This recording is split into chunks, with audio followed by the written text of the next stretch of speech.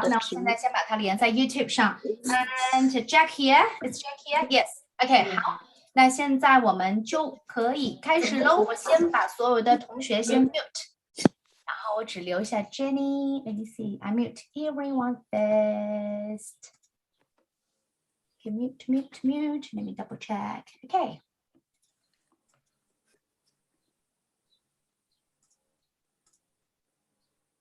他没有漏的吧，小孩？我把那个链接发给你。Hello and welcome to Cubeekiz Debate. My name is Jenny Dang and I am honored to be the chairperson. Research, reasoning, and even public speaking skills are only a few of the many benefits that come with learning to be a good debater. From planning your argument, even if it's one you disagree with, to choosing your words with care, debating and preparing you to take on any challenge life may present to you. Debating is by no means the same thing as engaging in a full-blown argument. Instead, you will have to prepare a compelling, succinct argument which will gain support and backing rather than simply attacking your opponents blindly. The competition is full of fun and challenges. You can pick up your own team of members, vote for the topics you pick, and etc. Apart from that, the panel of judges is also very special. It consists of 3 parts. First of all, please allow me to introduce the judges from our teachers group. Jessie, New Zealand bilingual host Jessie Wu, with her solid foundation and professional background, she has worked in the media industry in China and New Zealand for over 15 years and has become a household name in New Zealand. In 2017, Jessie and Ivy founded Cubeekiz Group, which has developed an influential bilingual language art platform for young children in New Zealand. Thank you, Jenny. Hi, Ling Ling. Hi, Mitchell. Hello, every my little debater and my little judge, and every audience who are watching our debate tonight. I hope everyone will have a wonderful evening. Do your best. 不要紧张，你们都是最棒的，加油Ling Ling Liang, Chinese liaison advisor, St. John's Northern Region Fundraising Board, trustee, Foundation North, former editor-in-chief, host, reporter at Chinese TV and New Zealand, at least 3 hours each day on devices unrelated to Netflix, social media, and podcast. Okay, so as Jenny said, my name is Ling Ling. I'm so excited to be here today. You know what? I'm a little bit nervous because it's my first time as a debate judge. And my last debate was about 30 years ago when I was at college as high school. And I think I did the conclusion, but my team didn't win. So I'm very looking forward to hearing what you are going to say about today's topics. You know what? I'm a little bit nervous because it's my first time as a debate judge. Where's it from? Someone is watching YouTube because we have a live stream on YouTube. Okay. So so today I'm so excited to I'm going to listen what you are going to say about the topics. And because I'm spend so much time in the social media and podcast and also Netflix. So yes, good luck everyone. I'm so happy to be with you today on Saturday evening. Kia ora.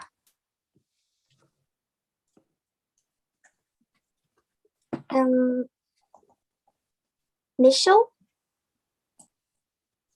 It's me.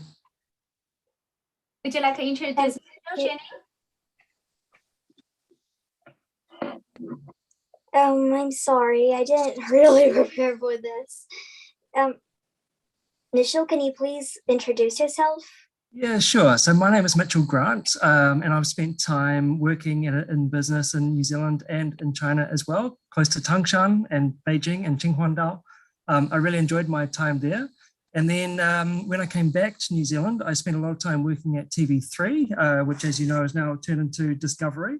So I've got a lot of media and experience here, plus a lot of debating experience, because you say sometimes it's not an argument. I enjoy having a good argument sometimes. It helps you to release some energy. But what I want to see from you guys today is lots of passion. I want you to believe what you're saying. I want you to sort of tell me, make me believe it. So good luck, everybody. Wonderful, Mitchell. And Mitchell was our debate judge last year, right? And have you learned how to do argument with your songs? Yeah, do you know what I mucked up last time is the calculation, because it's there's so much to have to worry about to think through. So I'll make sure I do that right for you guys this time. Wonderful. Thank you, Mitchell. Sorry, Jenny. The scores from the teachers group will be valued at 40% of the total marks. The second judge group is from Cubeekiz group's outstanding students, and their scores will value at 30% of the total marks. Let's meet the 9 of the outstanding students. They are Alina, Annabelle, Mia, Isabella, Miller, Olivia Chen, William Wu, Sarah, Zach. Would Alina like to say hello to everyone? Where's my little Alina? Hi, my name is Alina.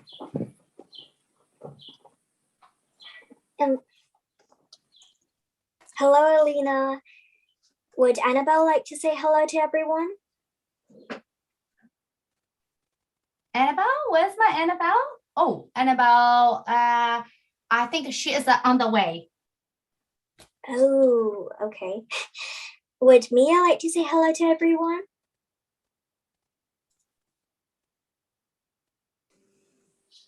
Hello, everyone. My name is Mia. Nice to meet you. Hello, Mia.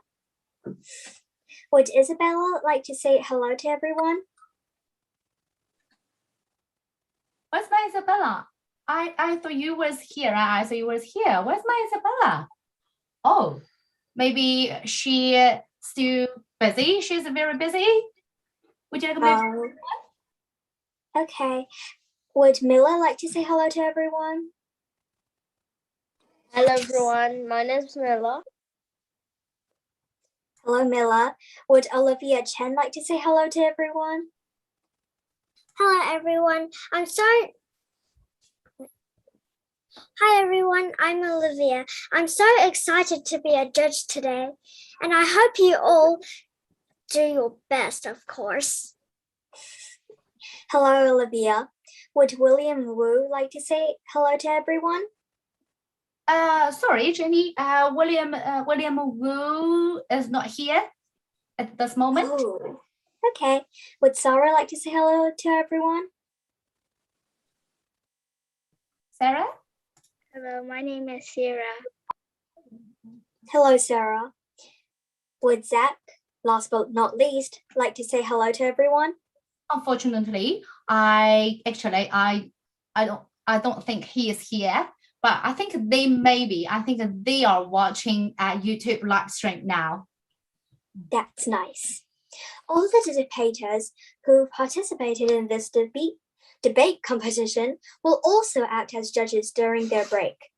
This round will be played by Team 2 and Team 6, so debaters from Team 1, 3, 4, and 5 will also act as judges, and the score will be value of 30% of the total mark.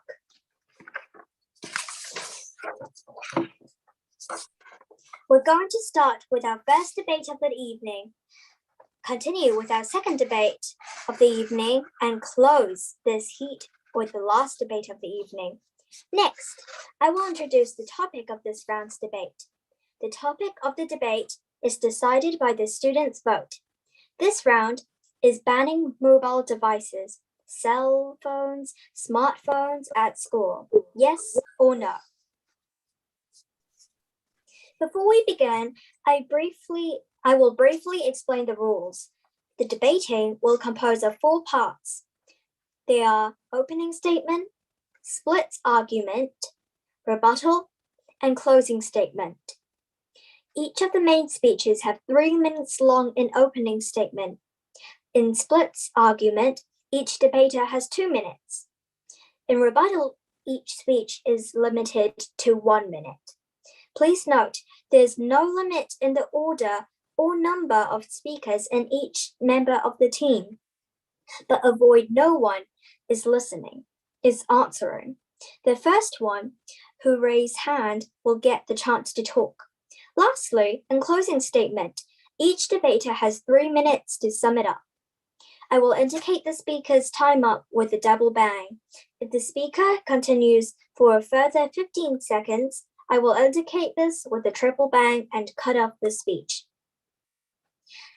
It now gives me great pleasure to recognize the first speaker of this proposition, the first debater of the affirmative team.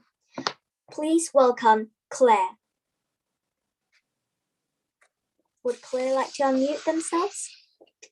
Claire, would you like to introduce your affirmative team first? Would you like to do one by one? Introduce. Actually, Ivana is doing that. No problem. We just would you like start with Ivana? We would like to introduce a affirmative team. So who's the first debater? Ivana, right? Where's my Ivana? Wonderful. Ivana is quite young in this group. Okay, Ivana, would you like to introduce yourself?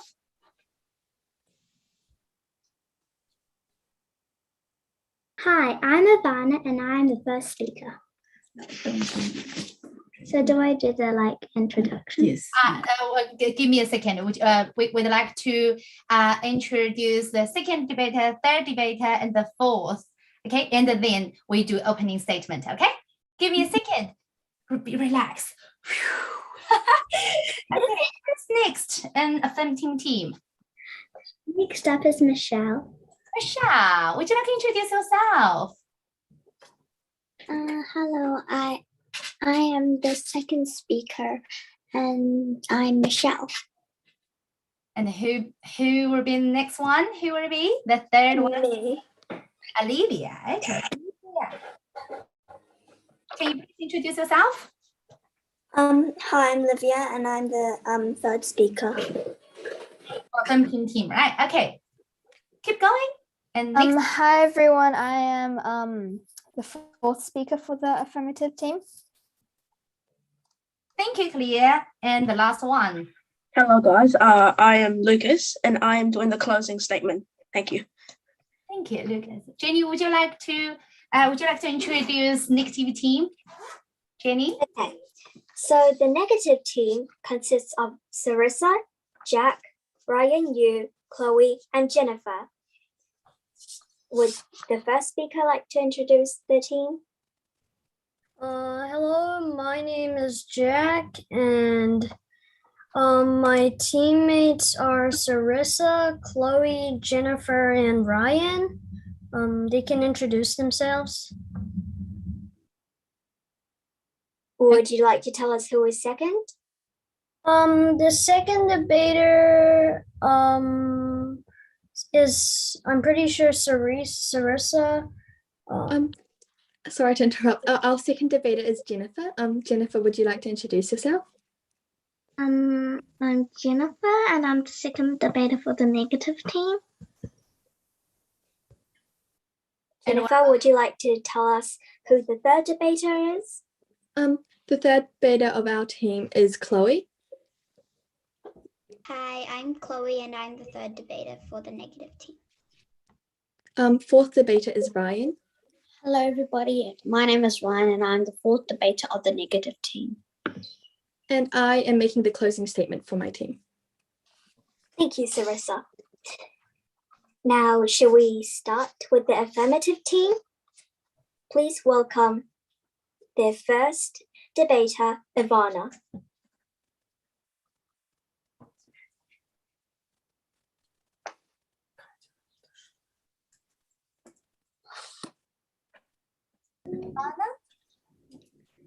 Hi, I'm Ivana and I am the first speaker.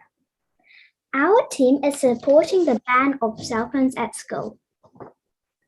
If you have a phone, are you ever tempted to check your phone in class?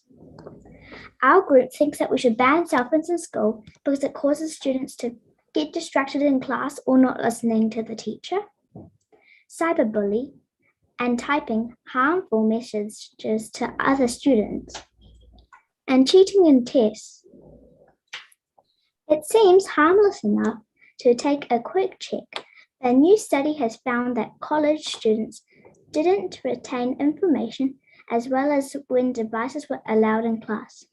That was true even amongst students who didn't use the devices themselves. Another reason we should ban cell phones is because the student might not know how to use it properly and might break the phone or treat the phone like a toy. This concludes to my introduction. Thank you.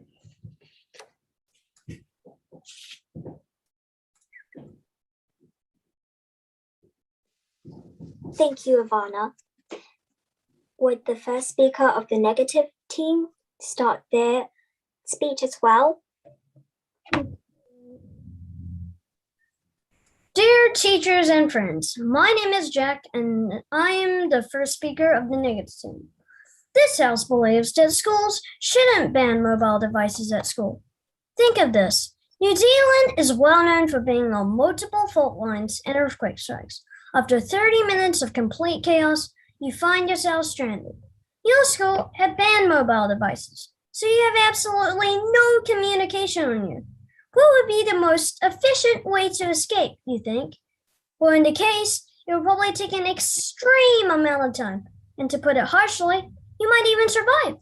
Meanwhile, in an alternate universe, if your school hadn't banned devices, you would be able to tap a few numbers, make a call, and hopefully be safe. See how helpful these gadgets are? I'm not saying things like these happen on a daily basis, but similar things do. Similar things on a less extreme scale happen each and every day, such as a parent forgetting to pick their child up, a parent forgetting to remind their child of an after-school activity, and so many more things. Mobile devices such as phones and cell phones are vital devices. They are so convenient in everyday classes and can help people feel safer. They are able to protect you from harm and are also a huge help to those with learning disabilities. Cell phones can also help strengthen the essential connections between students with teachers, make students more self-directed, and they can make education more applicable in real life. Did you know that there's a new trend called BYOD, bring your own device, that is becoming popular in many schools? Phones also aren't just for emergencies. They're there for valuable learning as well. If there's a word or concept the student doesn't understand, all the student would need to do is search it up. He or she would understand the concept instantly. And at break time, he or she would be able to message their friends in case they don't know where each other are. What I have exampled is only a brief overview of the things my team will talk about. Now my teammates will explain most of them more than I did. Thank you. Thank you, Jack. Now, could the second member of the affirmative team, Michelle, please unmute themselves and give their speech? Hello, I'm the second speaker, and every time students go to school, there is always at least some questions they don't know. When there's devices, they could easily just go and search for answers online. Another way is when they text someone the answer or ask for it. When no one is looking, people like to cheat. They could also write answers on their hands or search for cheat sheets. Cheating is very bad. If the teachers think they got everything correct, then they would give them harder questions, which they would need to cheat for too, because they wouldn't know it. If teachers find out the students have been cheating, they would be in big trouble. Devices at school lead to cheating and dishonest students. 35% of teens use their phones to cheat with homework and tests. it will affect their life because then they won't actually learn anything. Thank you. Thank you, Michelle. Now, could the second speaker for the negative team, Jennifer, please unmute themselves and give their speech? Hi, I'm Jennifer, and I am the second debater for the negative team. Schools shouldn't ban mobile devices because many students at school are tired of writing notes during long classes. But with a mobile device, it's more easy. They can take videos of classes, record classes, or take pictures. So when they need to have a revisation, they can redo the class again. In essays, as 10% of the world's people have learning problems, they could speak into their phone and the words will appear so they will not take too long. Also, it gives them easy access to the news and the dictionary. If the teacher sends out tests, they can be easily sent once they are finished with it and sent back quicker with a comment and a grade. Some students during class time will also be able to double-check their answers using a calculator or using Google. It can also help students during school time to have time management, as during tests, they can set alarms so they know when they have to stop. My points have shown that it helps all students at school, but all my points have only shown some reasons why mobile devices should be allowed at school. Now, the third debater will continue with more reasons.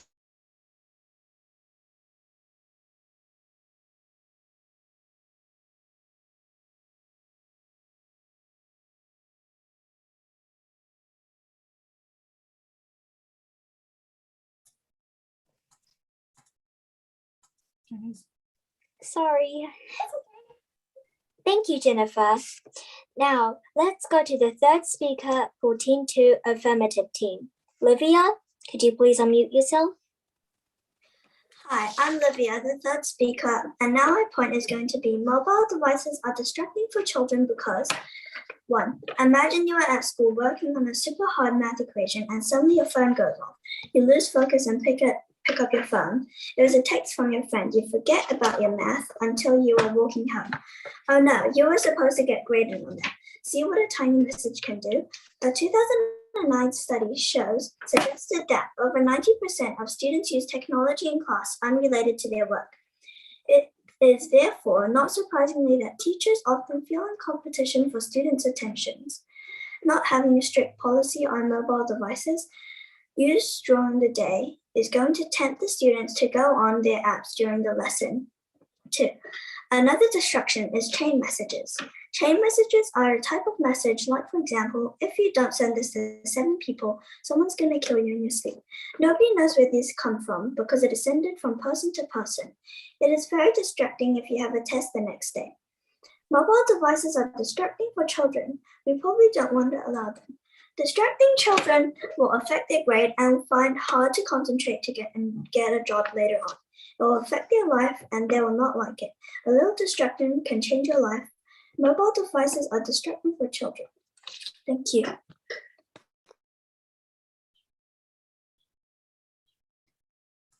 Jenny, you mute yourself. Okay. Let's go on to the negative team, Team 6. Chloe, the third speaker. Chloe, could you please unmute yourself and give your speech?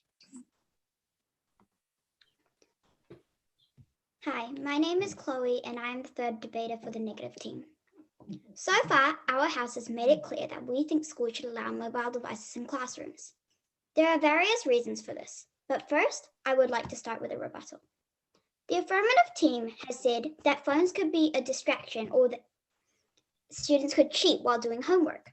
However, homework is things you do at home. So that has nothing to do with the school banning phones. Now, I would like to further extend the reasons as to why our side believes that schools should allow mobile devices in classrooms. If there's an activity online, instead of fighting over who gets access first, everybody will have their own device. The other team might bring up that stealing could be a potential problem. Have I mentioned that people have password-protected phones? This will also teach children to be responsible, as they have to look after their device, and in case of damage, they will be responsible for repair. Finally, I would like to point out that having phones makes people feel safer whilst they are with other people they might not know or aren't very familiar with. In case of emergency, they may also contact their parents, who may feel insecure without knowing if their child is safe. Many children have after-school activities in which they may have to contact their parents or guardians to pick them up. In conclusion, schools should allow mobile devices such as phones or tablets in classrooms, because with phones, children feel safer, kids will learn to be responsible for their own belongings, and peace will come over the classes. If phones weren't allowed in schools, would you be able to do these things? Thank you. Thank you. Now let's go back to the affirmative team. Team 2, Claire, the fourth speaker. Would you like to unmute yourself and give your speech? Hello, I'm Claire Way, and I'm the fourth speaker for the affirmative team. And I will be arguing about why devices should not be allowed at school because of cyberbullying. Firstly, the cause of cyberbullying at school can have serious effects on education. For example, posting rude comments on videos at school. But one thing you haven't thought about was, what if the student leaves the device at home? What would happen? Nothing, right? And plus, even if they came home, they would be a parent with them. So if they do get on the device, the child would be supervised by an adult. Secondly, the cause of cyberbullying could be serious, like learning bad language or judging people before you get to see them. And you know what all of them connects to? Bringing devices to school. The student might have been scrolling through videos at school secretly and could have spread bad language that could end up really bad. Thirdly, imagine if you were listening to humanity class and they told you to do a task as homework, but a notification went ding on your phone. So instead you were looking at rude comments getting sent to you. So you see, the people that are interrupting students in class don't know what's going on. And so if the student doesn't leave their device at home, then how would they know what to do? Fourthly and lastly, if you are a parent or a teacher listening to this, and you want your student or child to have a better education and health, don't let them bring their devices to school. And guess what? In a few days' time, I promise you will see a big jump or a good difference between their grades. Thank you. Thank you, Claire. Now let's go to the negative team, Team 6. Ryan Yu, the fourth speaker. Would you like to unmute yourself and give your speech? Hello, everybody. My name is Ryan.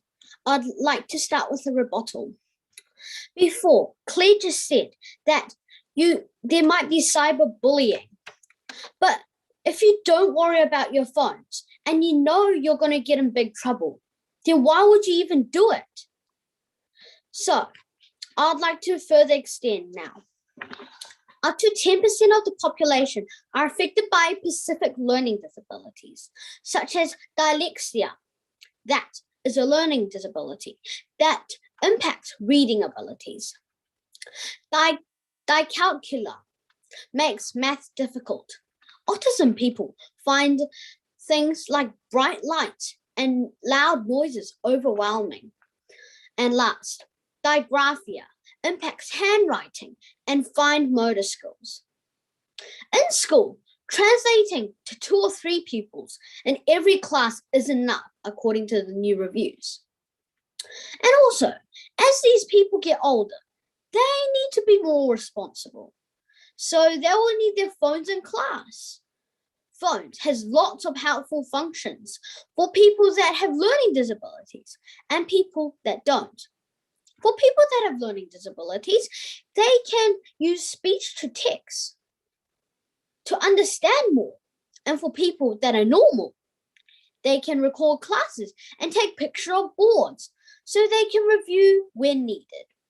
In the end, our house has made it extremely clear why schools should not ban mobile devices. Thank you.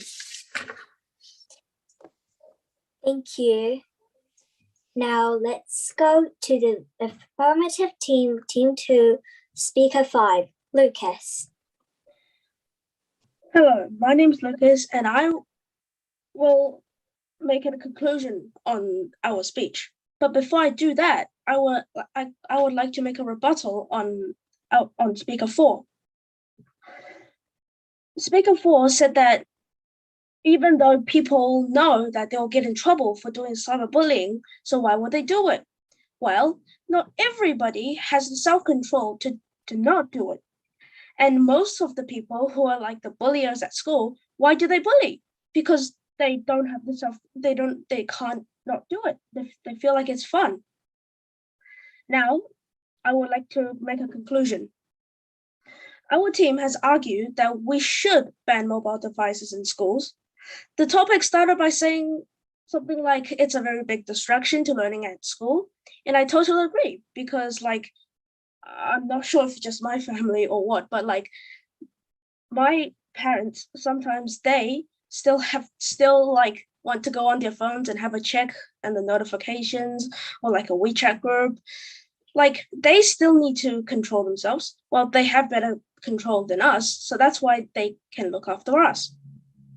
What I'm trying to say is that not everyone has the self-control to just put down their phone, not listen to any messages, and do their work. So that leads our team to do some research and found that the best evidence available suggests that mobile phones just cause problems at school and at home.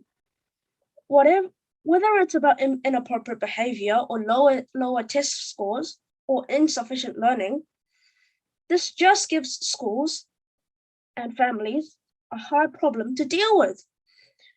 The most important people who should be involved and notified are students. So based on our research, we strongly suggest banning mobile phones at school. Thank you.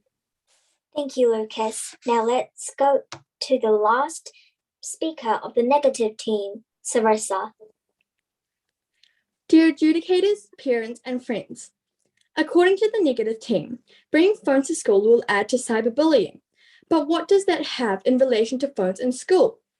Even if you do ban phones in school, it won't stop the cyberbullying problem. The bullies will just go home and use their phone to cyberbully, posting rude comments, learning bad language, being judgmental. But how does this connect to devices in school? At home, it will be the exact same thing. At home, they can still post rude comments. At home, they can still use bad language. At home, they can still be judgmental. So I want to ask again, how does banning phones in school have any effect on cyberbullying?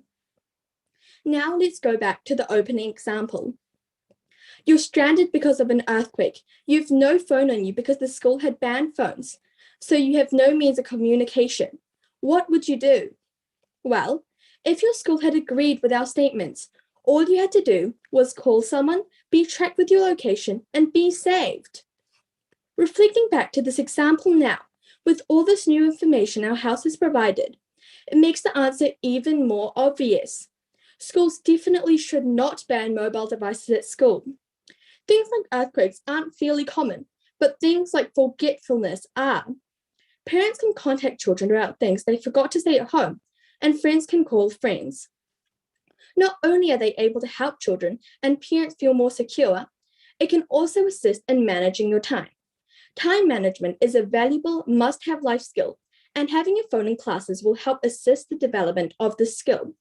You are able to set alarms and reminders to help you manage when you do your homework and when your classes are. This is another reason for having phones in school.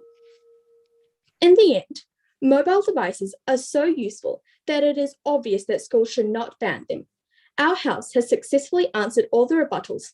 Meanwhile, it is clear that the affirmative team still has many problems in their argument. Looking at all our strong points and the fact that the affirmative team has so many flaws, it is fairly certain that schools should not ban mobile devices. Therefore, the moot shall fall. Thank you. Thank you, Sarissa.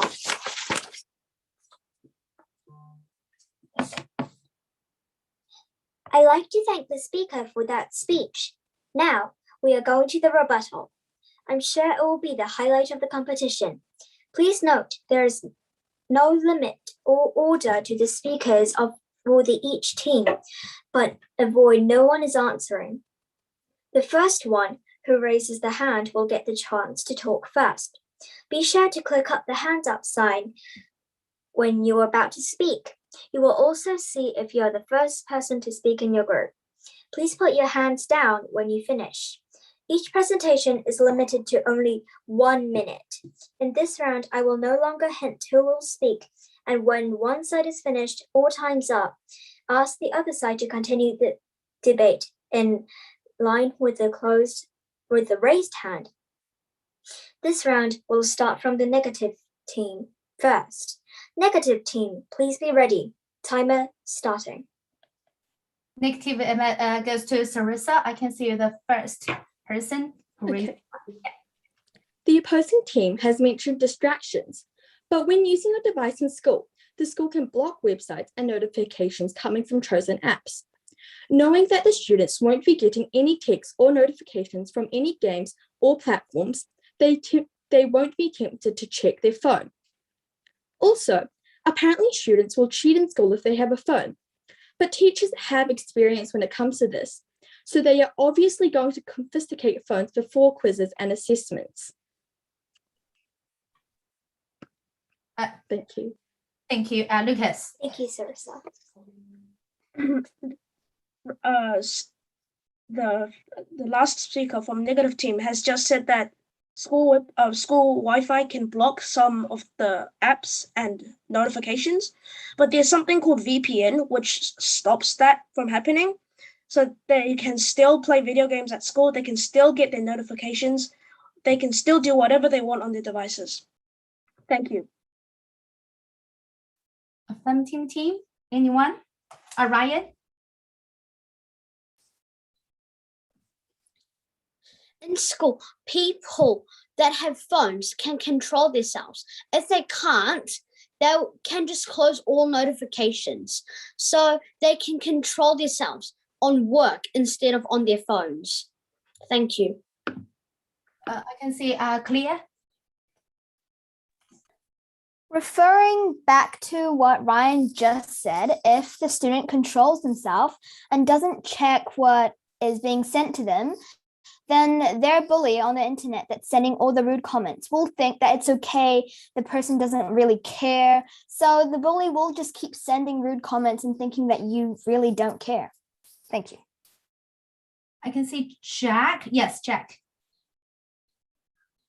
So like on the test cheating things, I learned firsthand that the manager of the Wi-Fi can actually shut down the Wi-Fi for specific people. So like in the test, they could just shut down the Wi-Fi for the people in the test so they can't use it. Also, notifications would probably be naturally off from their parents because they're taking it into school. I'm sure every parent here wouldn't just let a student into a school with, well, they can't put notifications on, but they would still probably put a timer on the apps so they won't use it too much in school and get distracted. I can see as a this team as a Lucas. Yes, affirmative to Lucas. I would like to make a rebuttal on what Jack had just said. Why put a timer on a phone where you can just not bring it? Just don't bring it. Why putting a timer on it? Thank you. And Sarissa? I would like to make a rebuttal to what Lucas just said. He said that you should just not bring a phone if you can put a timer on it. But the timer is an added function. It's not a necessary function, and it's not something that we've chosen to add. So clearly, the alarm function or the timer function on a phone is useful, and if you need it, you can bring your phone. What our team is trying to say is that schools shouldn't ban the usage of phone in schools. They can still bring them. We're not saying that everyone has to bring a phone to school. It's not compulsory. And also, I would like to make a rebuttal to what Claire said. She said that the bully will keep sending rude comments, but where would they even be sending the comments? I think you might need to clarify that. Thank you. Is anyone would like to do a rebuttal from affirmative team? Clear, yeah. Clear? before how Sarissa said, where would they post the comments? Well, if you imagine if you made like a YouTube video, they would obviously post it under the comments. Thank you. Jennifer? Jennifer. I'll make a rebuttal for what Claire said. If they were posting under the YouTube videos, they like, because they're not much cyberbullies, so they would have lots of other comments to look at, and they wouldn't just aim all their feelings at that one comment. Anyone from Affirm team? Raise your hand, Lucas. I would just like to make a rebuttal on what Sarissa has said before, what Jack has said before. He said that one thing you can do at school is contact your parents if there's an emergency. But schools can do that. They have, if you're sick, they have reception. They can call your parents. Thank you.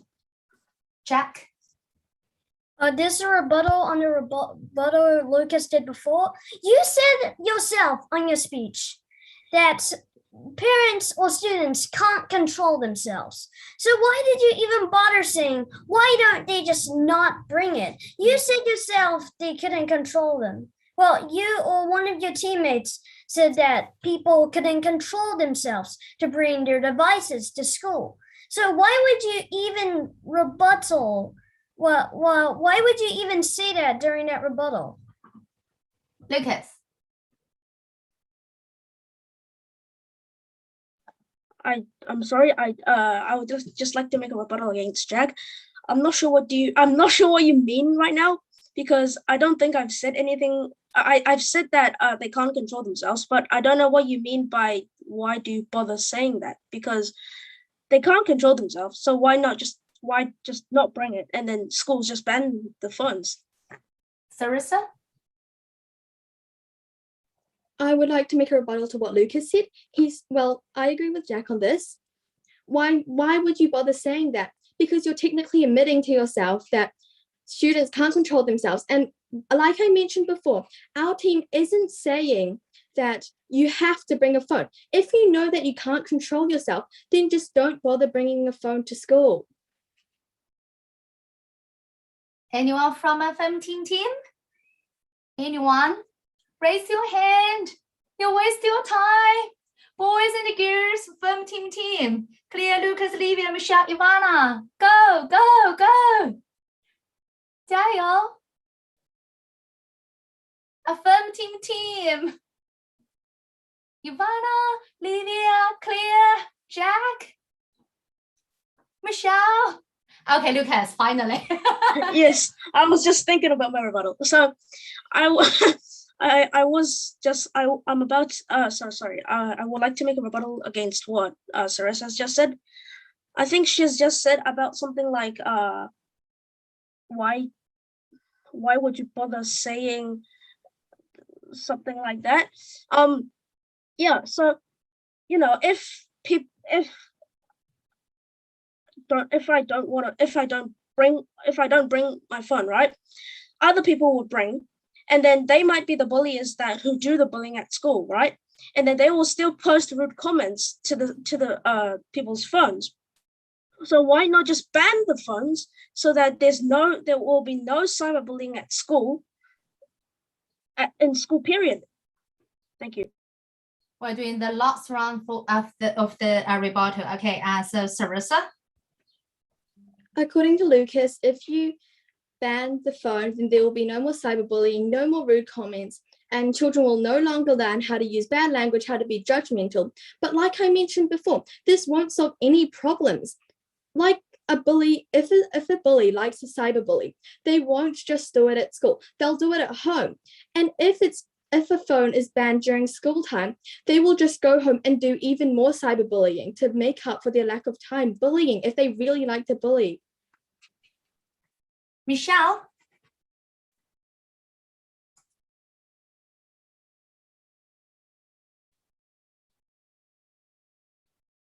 Michelle, unmute yourself first. Great.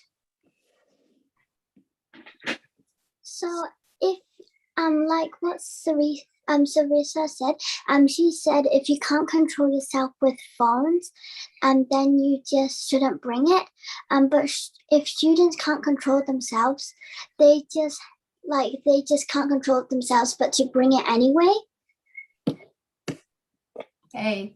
Actually, I found a lot of debaters still raising your hand, but I think how many rounds we have actually? We have like 20 something. Actually, we already had a 20 rounds of rebuttal. So maybe we can do the final closing statement, right? Okay, Jenny, I'd like to pass it back to you.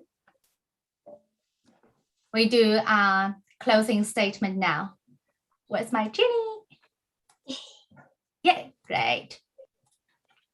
Okay. Is it just me or am I kind of lagging? Oh, yeah, a little bit lagging. Okay, it's okay. I will take it. Yeah, it's okay. Sometimes it always happen, right? The internet. Okay. Now I would like to have, I think it's a fun team to do the is a closing statement, right? Let me double check. Yes. Yep. The last one. So the last one, the 17 team is Lucas. Lucas, would you like to do your closing statement now? You have 3 minutes, okay? Okay. So based on what our team has said, we strongly suggest to ban phones at school because of bullying at school.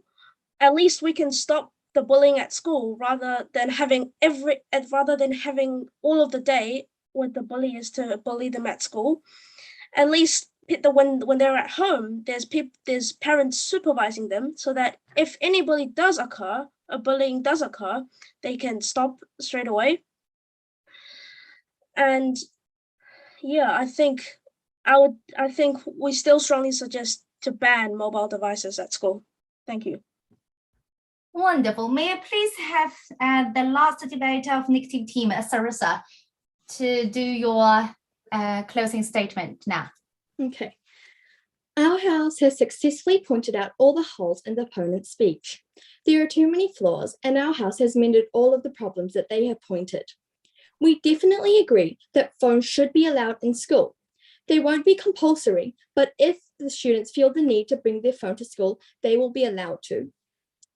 Bullying school, but at school, there is teacher supervising. At home, there are parents supervising, but yet there is still cyberbullying. What do you have to say to this?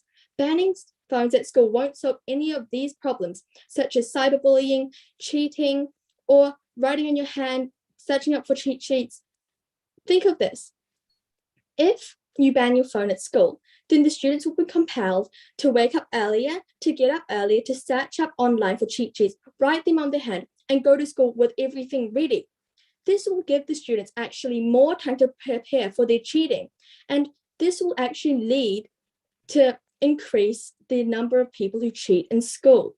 So banning phones won't solve any problems, which is why our house strongly believes that children should be allowed to bring phones to school.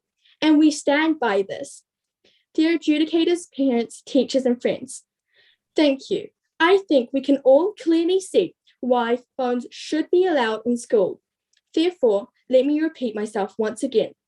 The moot shall fall. Thank you. Thank you, Sarissa. Thank you, Jack. 我看到你鼓掌了。Okay, move it back to Jenny. Thank you to all the speakers for this great debate.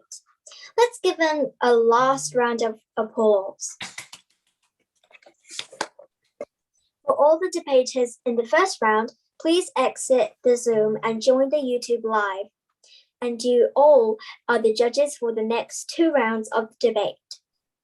Now, let's welcome debaters and judges from 6 o'clock to 7 o'clock to join the Zoom. Thank you, Jenny. I think we're running on time, right? So we'd like to take this opportunity to have some feedback. May I please have some feedback from Ling Liang? Would you like to give them some suggestion and feedback? Of course, it's incredible be here, I'm so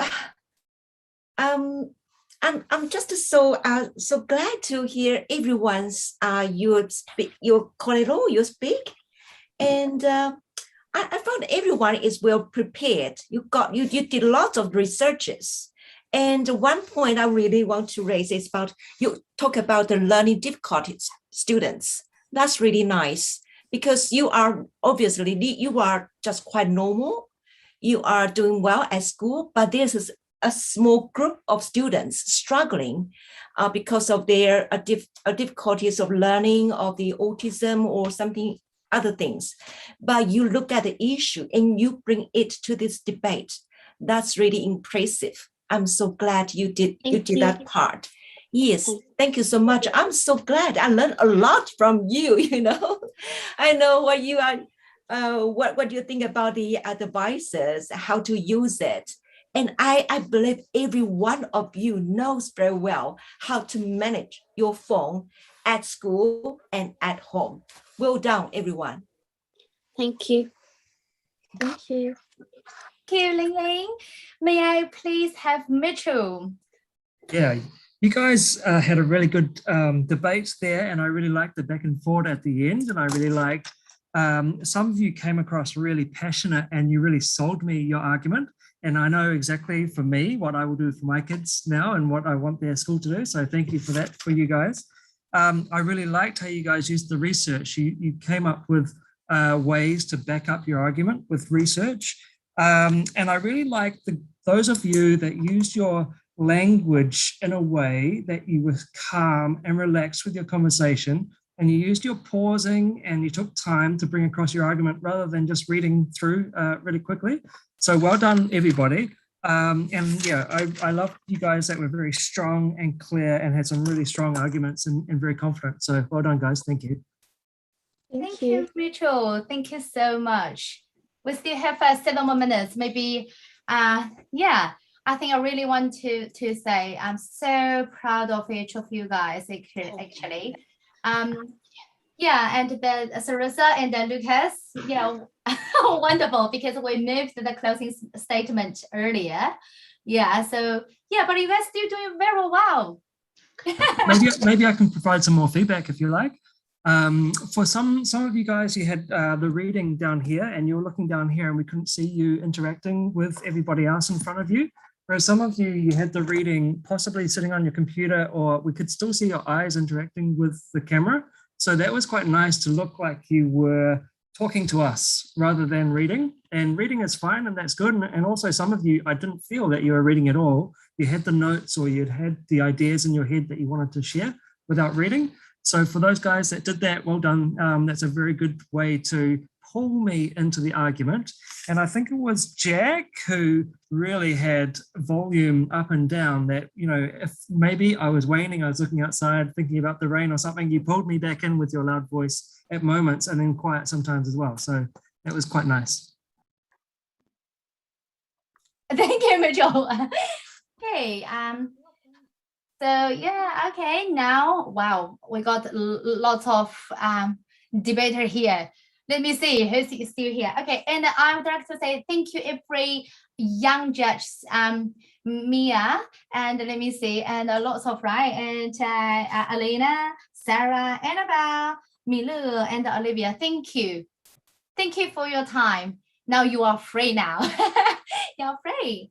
现在我们这一组的小朋友，这一组的就是在第一个 round 的小朋友的 judge， 你们可以休息啦，你们可以退出 Zoom 了。现在要到第二组的小朋友。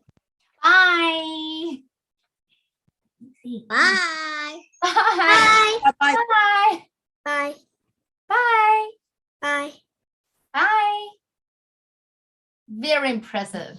Bye bye. 是玲玲姐。是不是非常？我觉得他们都很厉害，感觉我们后继有人。我在想，他们要跟我 rebuttal， 我估计我就输了。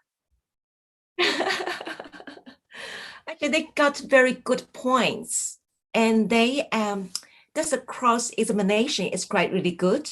And the are there still some kids here? All right, okay. But however, yeah, just everyone is doing the very good job. Yes, Hi, I'm still here. Thank you, Ryan. Anna, you are so good. Okay, now 我来看 Do I need to leave? Yes, please. Okay. Thank you. And Bye. you can, now you can go YouTube. Yeah. And watch the yeah. You know the link, right? Bye. Yeah. Bye, Ivana. Bye, Ryan. Bye. Let me see. And anyone? Okay. Bye. Thank you. You're very welcome. Oh, how do you do the voting? Oh, I will send the link will be send you now. Soon. Okay. Okay. Thank you. Thank you. 担心这个 vote 的事情啊，因为有这些小 judge 在 vote 他们。Okay, let me see. Is Sonia here? Okay, yes, I see. And Lindsay here? I'm here. Okay. Andrew? Yeah. I am in the human society. And Hansen? Yes, I'm here. Okay. Can you please turn on your camera? Yes, wonderful. Sophia? Oh yes, Sophia. Yeah. Okay, Candy? Candy? Hello. Oh yes, I see you here. Sean? Sean, 你把声音打开，我刚好听听看你的声音，我只要 check。Wonderful. And 甜甜？这里。甜甜，你需要把 camera 打开，好不好？这样我们能够 make sure 你在哪里。然后现在我要请你们每一个 team，你们看一下。就是像 Andrew 一样把你们的如果还没有加上你们的 negative team 还有affirmative team 把它加在你们的后面，这样可以让评委们知道你们来自哪个 team。上把你的后面加上 negative team， 把你的名字的后面，我看看还有 Sophia 加上你的 negative team， Candy as well， 还有甜甜，不着急，我们还有时间。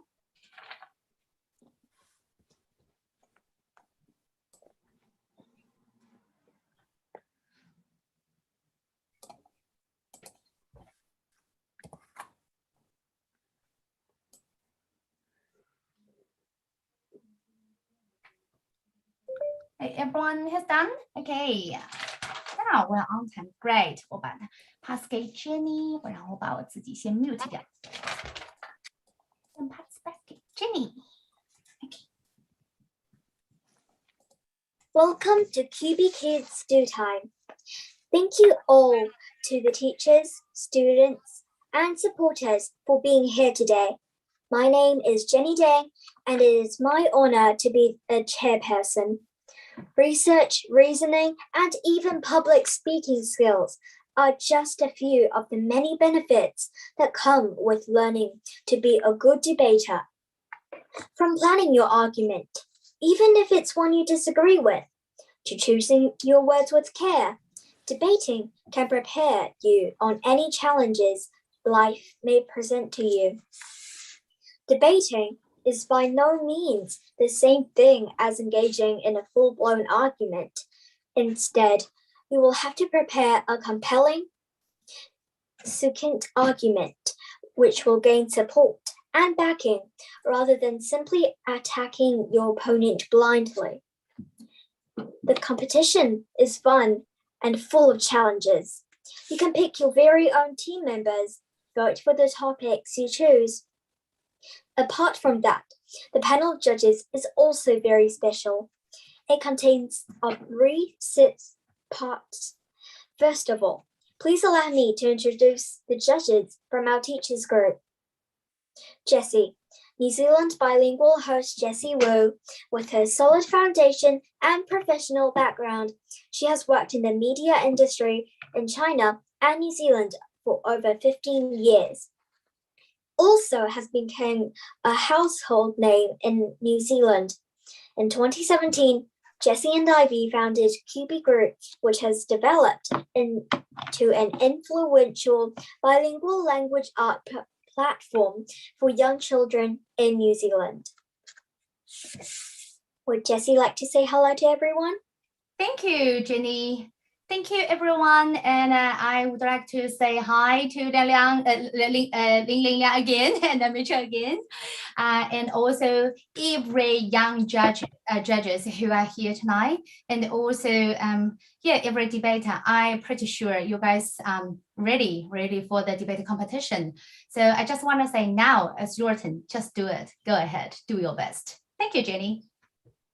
Ling Liang, Chinese Liaison Advisor, St. John Northern Region Fundraiser, Board Trustee, Foundation North, former editor-chef, host, reporter at Chinese TV New Zealand, at least 3 hours each day on devices unrelated to works on Netflix, social media, and podcast. You want me to say something, Jenny? Yes, please. Hi, thank you, Jenny, and thank you for inviting me as a judge for this debate. I'm very pleased to be here, and I just I had some the group of they're debating. I'm so impressed by your collateral and your presentation and your research. So I'm very looking forward the second one, your group, and I think that will be very, very amazing and very exciting debate today. Thank you. Thank you. Now I would like to welcome Michelle. Michelle is a leading businessman and marketer with a business career that spans over China and New Zealand. Michelle has worked on New Zealand's top entertainment TV shows, including The Block and 7 Days, and run some of New Zealand's most ironic brands, including Pizza Hut, TV3, and Agatha Paris Jewelry. He was the judge of Cubeekiz Online Debate Contest in 2020. Hi guys, how are you? Very nice to meet you all, and I really look forward to hearing your debates. One thing I really want from you guys is to be really passionate and really sell me your argument. I sit on the fence with this argument, so I really want to have you guys convince me which way I should be thinking. Thank you, Michelle. Now, the scores from the teachers group will value 40% of the total mark. The second judge group is QB group's outstanding students, and they will score the value of at least 30% of the total marks. Let's meet the 9 of the outstanding students. They are Karina Gu, Courtney T, Natalie Tin, Gia Maculo, Daniel, Derek, Emily, Rainey, and Isabella. All the debaters who are participating in this event will also act as judges during their break. This round will be played by Team 3 and Team 4, so the debaters from Team 1, 2, 5, 6 will act as judges, and the score will value of at least 30% of the total mark. Could we please get Karina Go to first introduce themselves and say hello to everyone? Hi, my name is Karina. Hello, Karina. Could we please get Courtney T to introduce themselves and say hello to everyone? Hi everyone, my name is Courtney. Hello, Courtney. Can we please get Natalie Tin to say hello to everyone? Hello, everyone. My name is Natalie Qin. Can we please get Gia Maculo to say hello to everyone? 大家好，祝你们好运。 Hello, Gia Maculo. Can we please have Daniel to introduce themselves and say hello to everyone? Is Daniel here? I don't think so. Okay, then let's go on to Derek. Can you please say hello to everyone? Hello, everyone. My name is Derek. Hello, Derek. Could we please have Emily to say hello to everyone?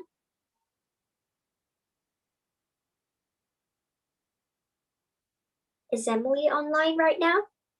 Okay, then let's skip to Rainy New. Could you please say hello to everyone?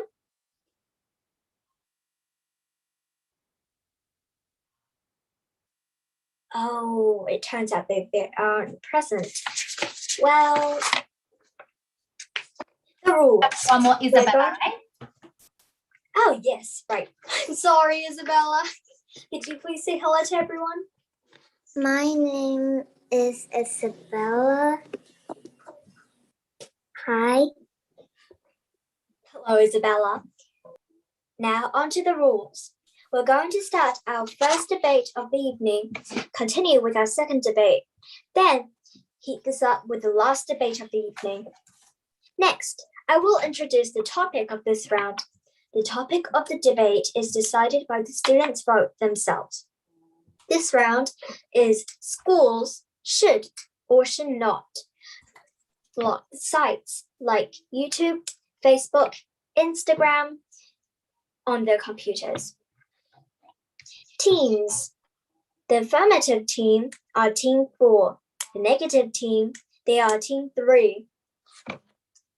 Before we begin, I will briefly explain the rules. The debating will be composed of 4 parts. They are opening statement, split argument, rebuttal, and closing statement. Each of the main speeches have 3-minute longs. In the opening segment, splits argument, each debater has 2 minutes long. Rebuttal, each speech is limited to only 1 minute. Please note there is no limit to order or number of speakers in each team, but avoid no one is answering. The first one who will raise their hand to get the chance to talk. Lastly, in closing statement, each debater has 3 minutes to sum up. I will indicate the speaker's time up with a double bang. If the speaker continues for a further 15 seconds, I will indicate this with a triple bang and cut off the speech. It is great pleasure to recognize the first speaker of this proposition, first debater of the affirmative team. Please have Sonia. Please welcome the affirmative team's representative to, welcome their team and introduce them to us. Can we please have affirmative team's first speaker? Okay, so I'm the first speaker, and my name is Andrew, and I'm the first debater, as I said before, and the next debater is, I believe, Lindsay, and then is Hansen, and then the last debater is Sonia. And we came up with a team name, is quite funny, it's called You Kinda Smell.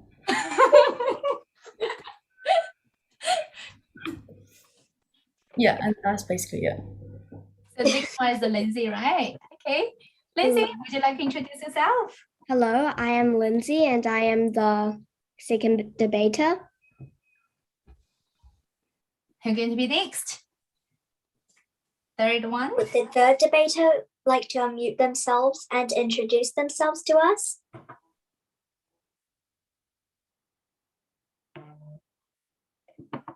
Hansen, right? Is that Hansen? Hello, Hansen. Yes. Introduce yourself.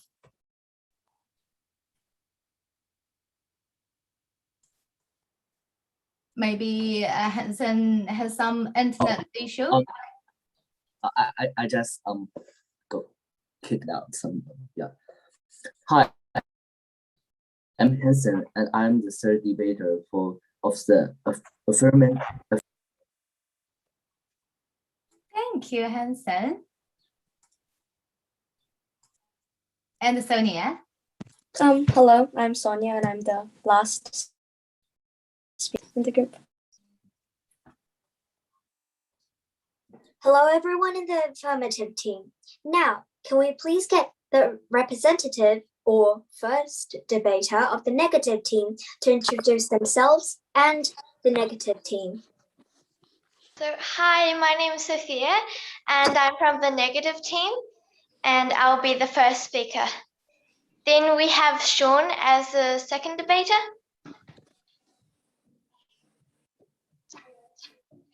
Hi, I'm Sean Lee, and I'm from the negative team, and I'm second.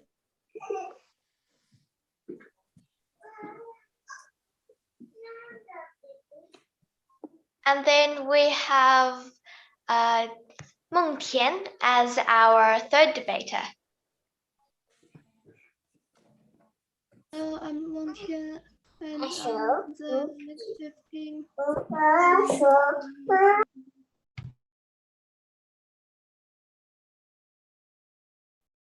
Then we have Candy for our last debater. Hi, I'm Candy, and I'm the fourth debater for the negative team.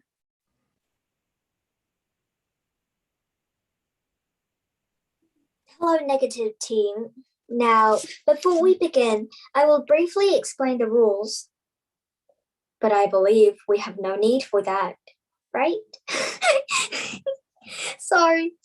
It gives me great pleasure to recognize the first speaker for the proposition, the first debater of the affirmative team.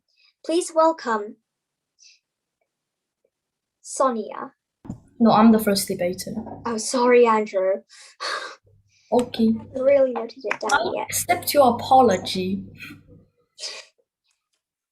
Would you like to begin your speech? Yes. Hello, students, teachers, and any other people watching this. We, me, Hansen, Lindsay, and Sonia, are called the You Kinda Smell team. Haha, funny name. And we think that schools should ban all social media accounts on their internet. This is actually dangerous for students in many ways, like what we're about to say in the next hour. It can cause students to be bullied and treated in the way they shouldn't be. When they go to school, they could be very tired or even sick of other people treating them from apps they shouldn't be on. But the worst part is, their parents probably don't even know. Students tend not to tell their parents about this. Students can get very upset too. Some students even try to sneak their phones in class. Not only does it affect their mental health, but also bad grades. Banning social media apps will enable students to learn new things too. The purpose of school is to learn new knowledge and make new friends. But social media acts like a barrier and stops them from getting along in school. So in order to make sure you don't get distracted from school and work, don't go on any social media accounts during school hours, even if your school haven't blocked them yet. This can also help your social life. Social media and the internet has become an inseparable life of ours. Many of us stop hanging out with our friends and family in real life and start repeatedly talking online. This is very bad, even for our physical health. This also distracts them from doing the sports they love at school and their work or even their tests. Even though students may get very sad if schools took away their social media accounts on their internet, but it's better than them just sitting in the classroom and chatting to strangers instead of listening to what the teacher has to say. Maybe schools took away their social media accounts on the internet, students will know how valuable real life and real friends are. Students will soon realize that it's better to focus in class than just chattering to strangers or online friends. Maybe students will start making new friends. Maybe students will understand a new life without what social media is really like. Lots of students learn this the hard way, but we're giving you a chance right now to ban social media and stop using it at school.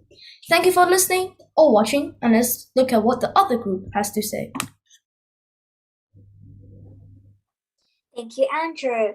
Now, excuse me, kid judges, but can you please turn your cameras off and anyone who isn't presenting their debate speech, mute themselves as well so we don't have any echoes or noises?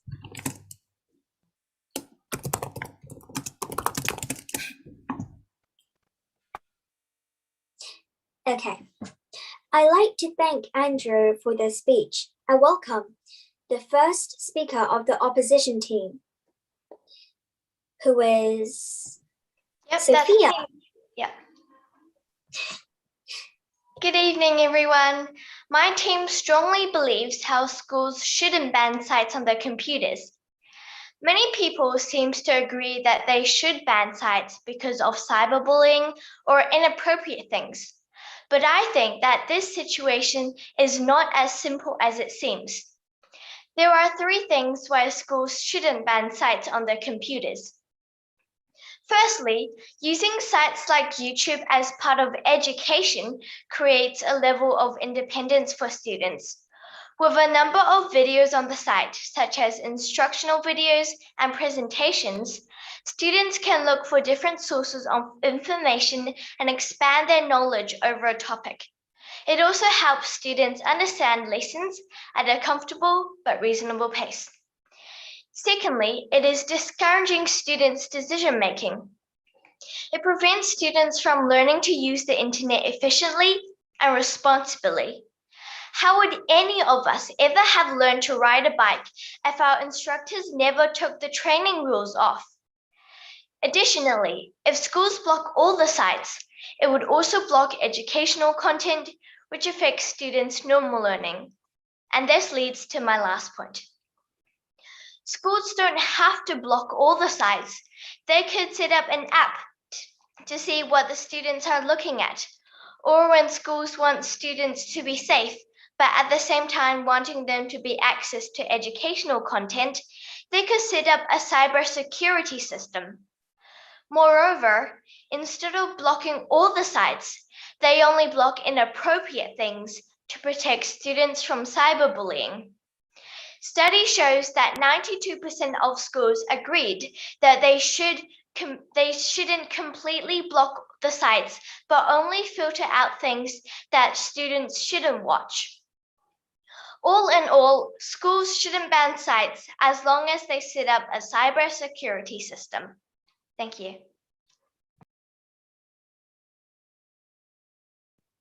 Thank you, Sophia. Now, we please welcome the affirmative team, Speaker 2, to present the speech.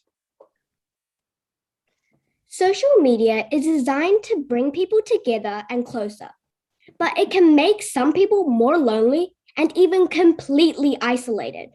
The negative impact of social media should never be ignored. A growing body of research finds that the negative effects of social media often outweigh the positive.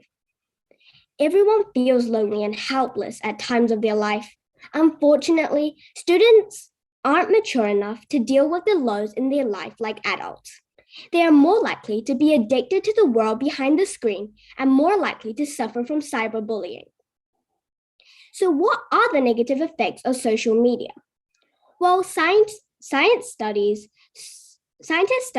show that students that use social media are more likely to have anxiety, depression, self-doubt, and other mental health problems than students that don't use social media. Kids who are addicted to social media naturally have less time for healthy activities and sports, less physical activities, less time to learn new skills, and less time to develop their potential and talents. In particular, they have a lack of sense of accomplishment and belonging into a team, and over time, they have a lack of confidence. Social media increases anxiety and loneliness, always worrying about what they are missing out on, obsessing why they are not invited to an event. It is also common for students to use social media to insecure about their body and compare themselves with other people. British researchers have found that children as young as 9 are now addicted to social media. Researchers survey some children and 45% admit checking.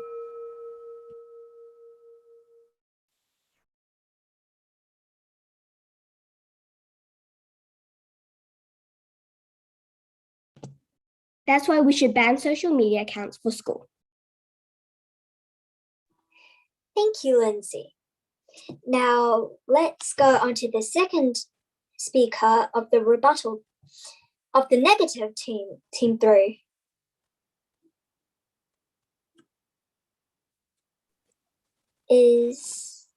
Sorry, Jenny. Did you mean we move to the third debater to do their speech, right? I think the affirmative team is Hansen. Yeah, Hansen. Now it's your turn. Oh, is it Lindsay? I think it's the next one is Sean, right? Is a negative team, right? Sorry, I skipped speaker. Yes, Sean Lee. Yeah, negative team. Yeah. So, you have probably heard the word cyberbullying, right? Well, that is why some teachers want to ban social media platforms. So, Is it necessary to ban all social media platforms such as Facebook, Instagram, YouTube, Netflix, and much more? The answer is no. Because of education. If you ban every social media platform, there is no point of school. Teachers need to show kids some educational videos on YouTube. And if it's banned, the teachers won't be able to show the kids the video. And sometimes the teacher can't explain the question clearly, so the kids won't understand what to do. There is only one single thing that can help us. It's educational videos. But sadly, it won't be an option if it's banned.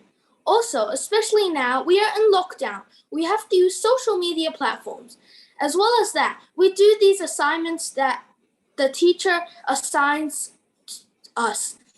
And sometimes we don't know what a word or thing means. We have to go online to research what it means. If it is banned, we will not be able to even do our classes. So in my opinion, my opinion is schools should not ban any social media platforms. Thank you. Thank you, Sean. Now let's go back to the affirmative team. Speaker 3, Hanson. Hi, I'm Hanson, and I'm the third debater of the affirmative team. What are the main reasons I think schools should ban social media? Do you even know what is a problem that causes a huge tragedy? That is cyberbullying. Cyberbullying is a way of bullying others on the internet. We cannot underestimate cyberbullying because sometimes cyberbullying is very serious. But also sometimes it is unusually not serious. Sometimes it's just talking, but it's not going to be done in reality. I think schools should try to prevent children from chatting on websites such as Facebook, Instagram, and Twitter, because cyberbullying can put your life at risk. For example, if someone you love bullies you online, and then you make him think you are unpleasant, he may use the violence against you in reality. The possibility is actually very high, and this is not a number we know. There are still many people who are afraid of being bullied by them at school and dare not talk to their teachers. This is the reason why I think schools should ban social media in school. Thank you, Hanson. Now, can we please go to negative team?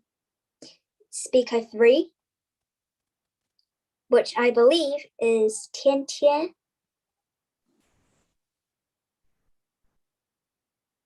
Can they please unmute themselves and give their speech? The internet is just a tool, and there's no right or wrong in itself. Many things are based on the internet, such as self-study and some open topics.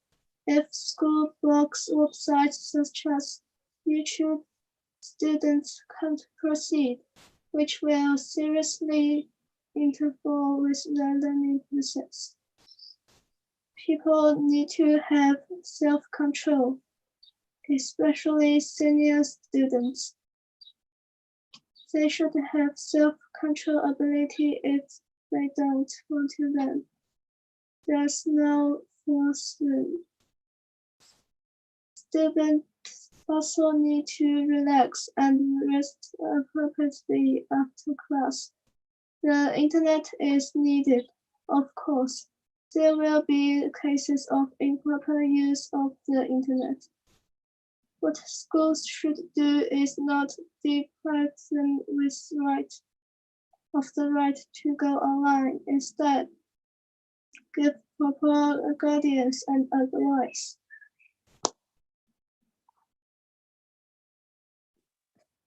Thank you. And now let's go on to the rebuttal. I'd like to thank the speaker for all of the speeches. I'm sure it will be just the highlight of the point of the competition. Please note, there's no limit to the order or number of speakers in each member of the team, but avoid no one is answering.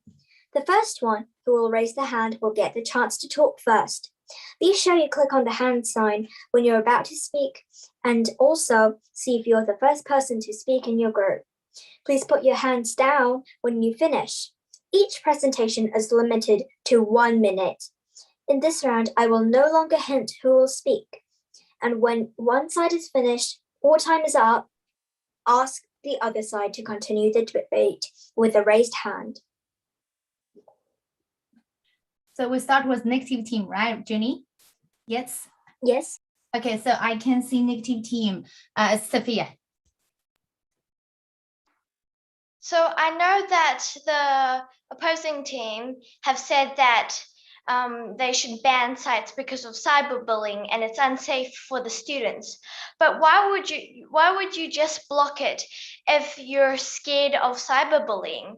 The school has their strategy to deal with cyberbullying. Affirmative team, Sonia.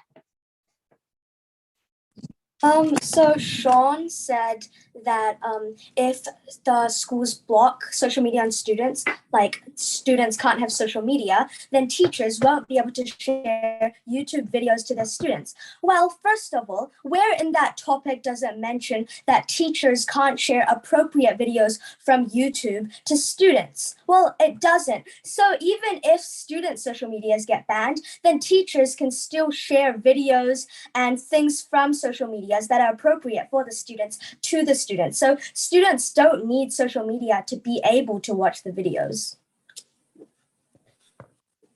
Sean. You said if they're going to show YouTube videos. Well, teachers are smart. So if they will not show any inappropriate videos, they will show educational videos for their kids. The teachers know what's wrong and right. Affirmative team. Okay, Angel. Okay, so you guys said that as long as schools block inappropriate sites using some sort of blocker, then it'll be fine to bring the phones to school. But running that website is just a big pain in the butt. And then new stuff pop up all the time. So how can you block everything? There's always going to be something leaked, and that will be something that students see, and yeah. Negative team. Anyone? Sophia, Candy, Sean, Tian Tian. You're with okay, Sophia. So you guys are saying that you should block the whole thing, right? And now you're saying that there could be some new things, even though you try to block the whole thing. Then how would you solve that? Sonia. First of all, we never mentioned blocking the whole thing. And in the topic, it says blocking it on the computers. Well, there's actually no way to actually block an app on a device. So the only way is to block it on the internet of the school. So when you get home, you can still use social media. And that doesn't affect the topic at all. And also, at home, you can do it under your parents' control. So then they can make sure you don't get cyberbullied, or they can make sure that you're not doing inappropriate things online. Sean. Firstly, our topic is not about like you going home and going online or cyberbullying stuff. It's about should schools ban social medias or not? And you right now is talking about going home and going online, but we're our topic, so you're literally off topic right now. Andrew? So Sophia didn't really understand my rebuttaling, so I'm just gonna clear it one more time. You said in your opening statement that it's fine if schools only block the inappropriate stuff, but the internet is full of people posting like stuff like very inappropriate all the time, and you can't stop that. If you block a website, another one pops up. If you block that one, another one pops up. It's like a chain reaction, and you can't solve it. Negative team. Is anyone? Sophia.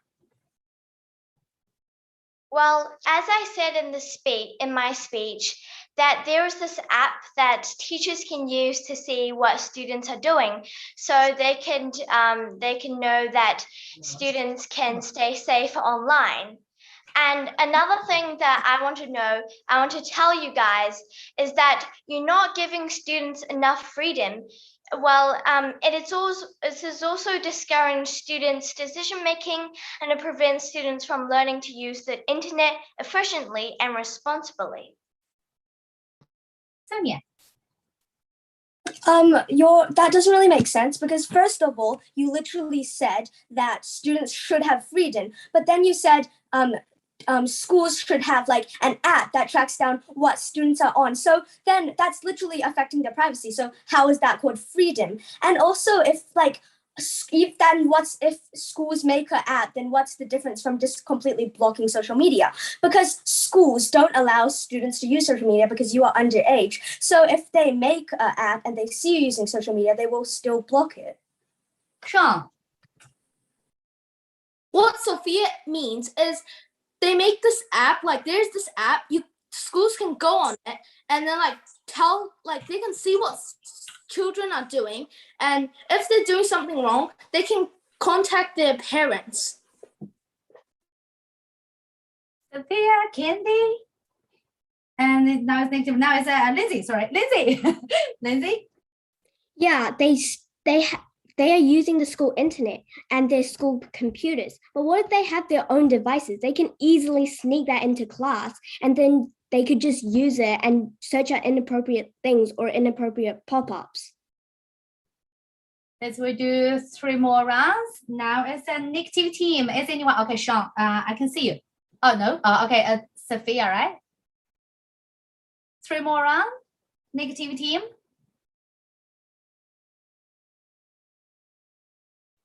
Negative team, Sophia, Candy, Sean, Tian Tian. Anyone?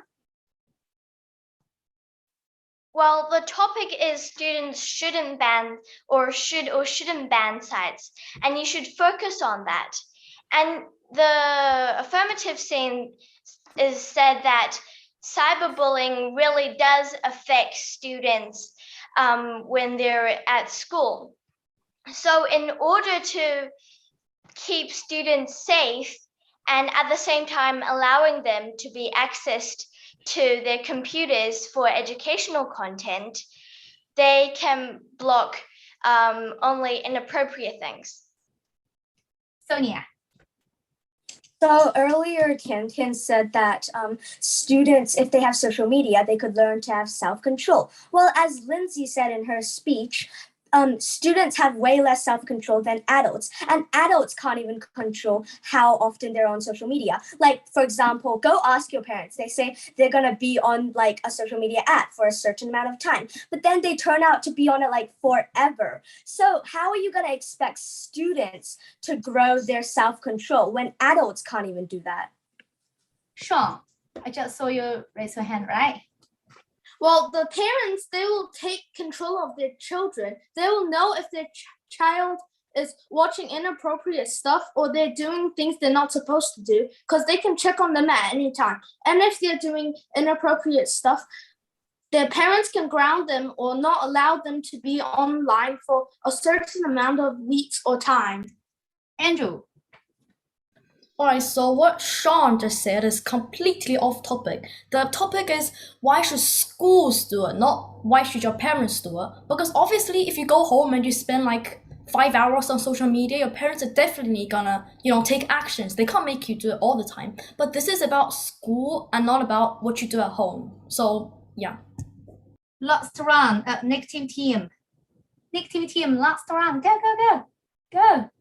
Negative team, Sophia, Tian Tian, Candy, and Sean. Who's going to be the last round rebuttal? Candy, would you like to do it? Or Sophia or Sean? 时间在走啊, go, go, go. Candy, go. Well, as you guys said before, why not block the whole social media? But you guys do realize that there are still lots of educational content on social media, and if you don't And if you don't go on social, you guys said children don't have self-control, then how will they learn if they never use something like this and they never use something to help them learn? So actually using it will also help them to learn with support from other students and your teachers. Lindsay. Going back to Sean, and he said that if students had been doing inappropriate things, the parents could ground them, right? But also, how is that controlling your child? It's not stopping them from continuously going on apps they shouldn't be on. If you ground them, okay, ground is over, but they could still go on the app. So how are you going to stop them from doing it? If you ground them again and again, it doesn't stop the children from doing things that they shouldn't be doing. Okay. I saw lots of debate. Candy, Sonia, and you're raising your hand, but we already had 20 rounds, so maybe we should stop here, rebuttal, and we have last round as a closing statement, right, Jenny? I'd like to thank every single speaker for that summary and welcome the last speaker with a proposition. In the affirmative team, we have Sonia to sum up their team and debate as a whole. Dear teachers, opponents, and students present, good evening. Now please allow me to make a summary speech on behalf of our point of view. First, social media is complex and dangerous. Social media has turned into an advantage for people to hurt others. It's so much easier to send someone a hateful message just from where you are than to say it in person, where once bullying required at least being in the same space as the victim. Now it's so easy to hurt someone with not having to face the consequences of your action. Social media has caused people to have anxiety, depression, do self-harm, and even suicide. As social media users grow, the CDC showed that suicide rates have increased by nearly 60% too. Secondly, the younger the children is, the less self-control they have. As Lindsay said before, lots of students has admitted going on social media when they should have been sleeping, which has also deeply affected their grades, which is another reason for schools to ban social media. Social media also spreads heaps of false information, and schools are trying to keep their students knowing only what's right. Social media has taken time away from healthy activities, leaving us too absorbed in the internet to have the energy or enthusiasm to take part in outdoor exercise. Third, social media can bring us into danger. People on the internet, no matter how they talk, no matter how much they have in common with you, after all, these people are still strangers. Lots of students talk to strangers from the internet. Don't even try to deny it. Even just from my friends that use social media, heaps of them have online friends. People's information are likely to be leaked. We can get harassed, blackmailed, stalked, and hurt by strangers. We can't tell their real age or gender or if they're safe to talk to because they're behind a screen. Most students are so keen on social media, sharing content largely for the purpose of finding a sense of existence and identity, not knowing all the horrible things it can bring for them. All in all, social media is ruining our healthy, blissful lives. At an age when we don't know how to protect ourselves, let's stop obsess over social media and go out and make some real friends and get involved in some activities. So schools should definitely ban social media. Thank you. Thank you, Sonia. Now, can we please have Lindsay to do the opposition team's closing statement? I think Candy. Oh, I'm so sorry. Can Candy please unmute them herself? On the last part of the rebuttal, Lindsay said that you can still keep on grounded. But just before, you guys have just said Sean was off topic. So our team believes that schools shouldn't block social media on their computers because most social media sites are educational and it will improve students' independence and knowledge. If we block out social media, it will block out a huge amount of educational contents. Anyways, why would schools want to go through all that trouble blocking the whole social media when they can just set up an app to see what students are looking at and filter out things that are inappropriate? If you block out YouTube, then how will you get access to watching educational videos? And before, you guys said that you guys have to block the school's internet. Then the teachers can't access the YouTube because it's part of social media. Then teachers can't access it either. And if you allow social media on students' computers, then this will allow students to contact each other for school projects out of school. Students who don't feel comfortable to raise their hands during class may feel more comfortable to express themselves and what they think. This will allow them to become more confident in themselves. 21% of teens have said using social media has made them feel more popular.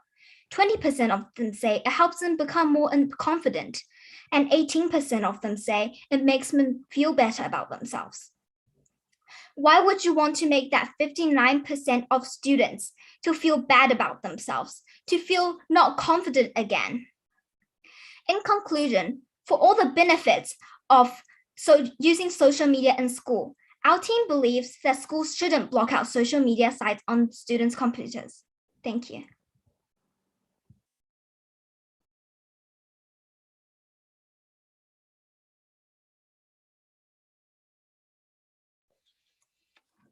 Thank you, Candy. And now, thank you to all the speakers for this great debate.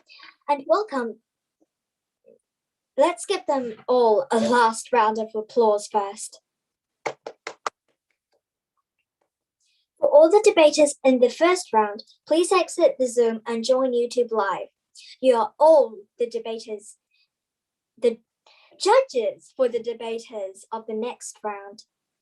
Let's welcome the judges and debaters from 6 o'clock to 7.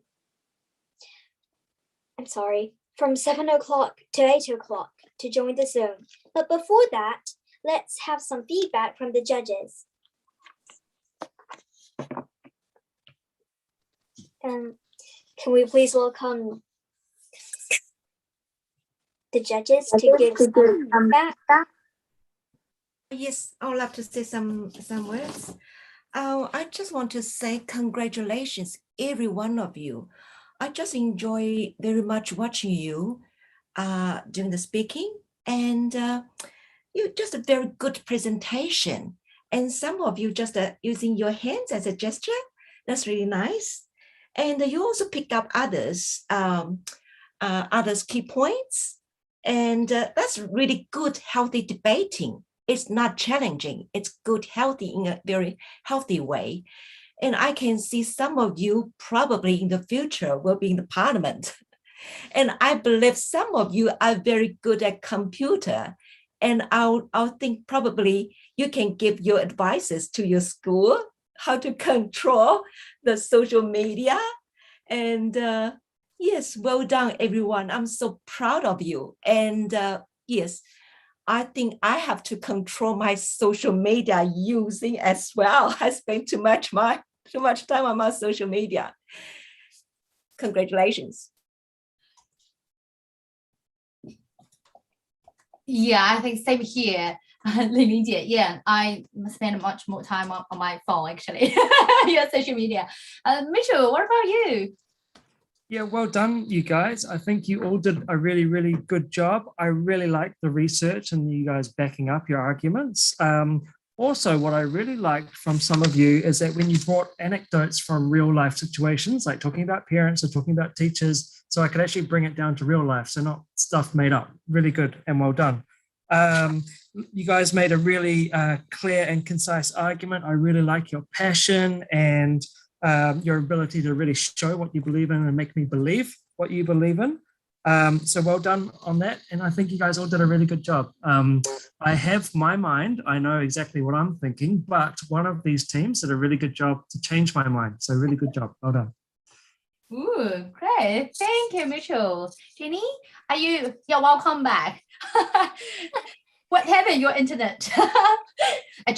Jenny was disappeared. No, it just switched from my phone back to my iPad.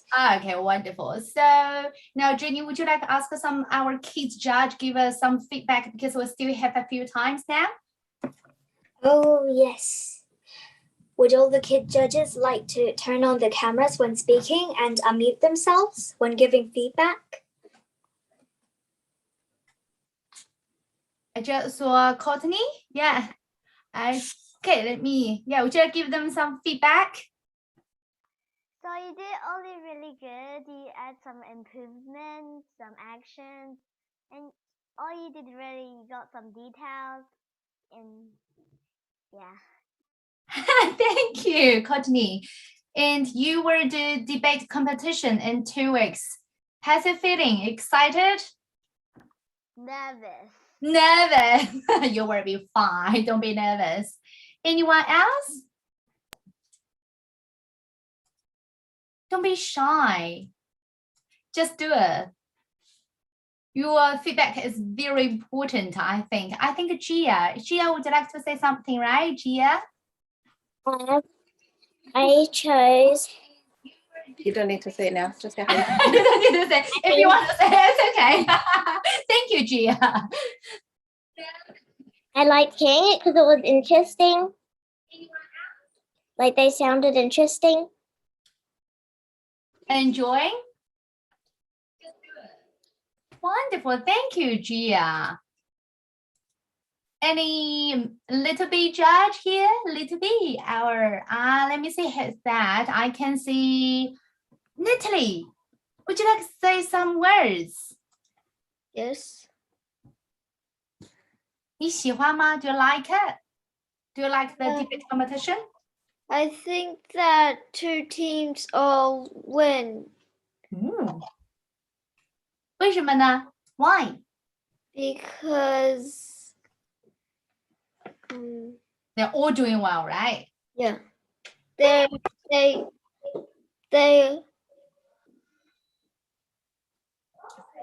like have teamwork. Great teamwork. Thank you, Natalie. And also I can see Isabella here, right? Well, Isabella, yes, it's here. I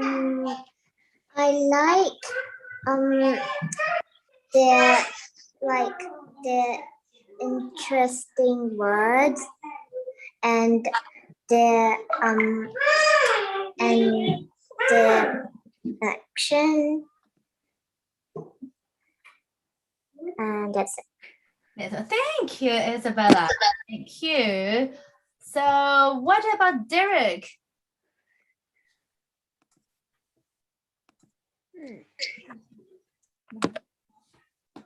I like both of the teams because they all sound very interesting. Okay. I enjoy. And I actually enjoyed the competition. Enjoy the competition. Wonderful. Great. Okay, I will pass back to Jenny. I think they're almost there. Yeah, Jenny, I'll pass back to you. I think we have Karina wants to say something. Oh, yeah. Lots of little face here. Karina, yes. Oh, thank you, Lily. I think it was really impressive how they could actually discuss and to get the final result. Oh, great. Thank you, Karina. Okay. Anyone else? Now I can see everyone now. Great. Cool. That's all. Okay, Jenny. So that was a lot of feedback. Thank you to all the speakers for the great debate. We've already given them one last round of applause. Now for the debaters in the next round. In the first round, please exit the Zoom and join YouTube Live. This is where you'll be the judges for the next round of debaters. Now, let's welcome debaters and judges from 6 o'clock to 7 o'clock to 8 o'clock to join the Zoom. Okay, let me see who's here. Is Jimmy here now? Yes. Jimmy, would you like to change your name? For example, Jimmy Yu and affirmative team. Can you? And everyone as well. Steve, I think Steve has done, right? Steve, James, is James here? Not yet. Anthony here? Jimmy, would you like to ask your team member log in Zoom meeting now? So let me double check. Negative team, Lisa. Is Lisa here? Not yet because bye Gia, bye. And Ray.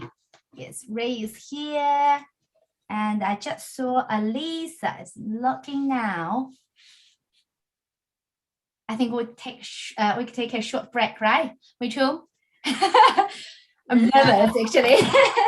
Okay, Jimmy, 你联系一下你们组 team member, ask them to log in. And also, hello Alisa, hello Steve. 加入进来的同学 Alisa, 还有我看看还有谁？Ray, 把你们的名字后面加上你们在哪个 team。比如说 Ray 和那个 Alisa 那两位加上 Ray and negative team, Alisa negative team, 这样我就能知道谁是谁，好不好？就有点像Steve 那样就好了。Can I say goodbye on behalf of my team? Oh, yes, of course. Okay. My team would like to say goodbye special types of animals which are called humans. Okay, and also I'd like to say thank you to each of our young judge. Thank you, Courtney. Thank you, Isabella. Thank you, Natalie. And who's there still? Okay, thank you all. Now you are free. 你们可以去休息了，去 enjoy the weekend. Bye bye, Courtney. Bye bye, Isabella. Bye bye, Natalie. Bye, Jessie. Okay, bye. Bye, Natalie. Bye. Hello, Relay. Hello, Vivian. Hello, Ivana. Okay, let me see. Is Lisa here now? Not yet. We still have 7 more minutes.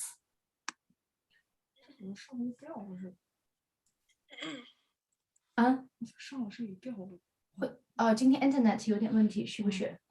我也看到他们一直有在掉线。玲玲姐，您刚才在看的时候 lagging 吗？就是网络好吗？有几个孩子吧，有一点点 lagging，是，今天网络是有点，然后有几个孩子一直在掉线，就是一直是吧？对，又回来，然后他们就很紧张，怕 miss out something。小朋友都好棒哦。是啊，我这真的是非常非常棒。因为他们都是自己组的队，所以自己去练习。我今天给我很多非常多的 fresh idea， 我从来没有想到他们会找到这么多。是，真的是很让我讶异哎，真的是现在的孩子，我觉得也是因为这个网络上的一个普及吧，他们能够去找信息，去做一些 research， 要比我们以前来做更方便了。对，我们就要去图书馆，对不对？我记得我们借了好多书去 library 里面一点一点的翻做笔记。所以Jessie 啊，如果说这些孩子，我们现在这些孩子，我们两个绝对没有我们的饭碗了。绝对，那我赶紧当老师啊，找到后路，找到。James, would you like to add your name as let me see, you are in affirmative team. James affirmative team, same as Steve. 谢谢 James. 我们再等一小会儿 ，maybe 5 more minutes. We can take a short break. 看看，现在我们的小兔子老师也来啦。Hello， 小兔子老师。She can hear me? Oh no, sorry. Okay. 对。Steve， 你在背你的词吗？被我发现了，你就很认真。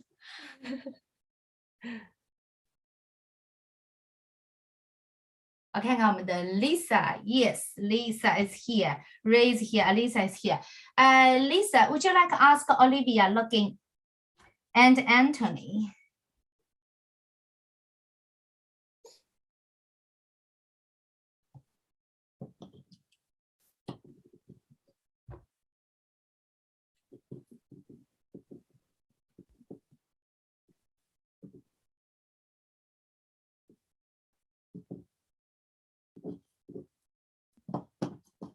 next, 我看看 OK Anthony 还没有哦 Dora where are they Anthony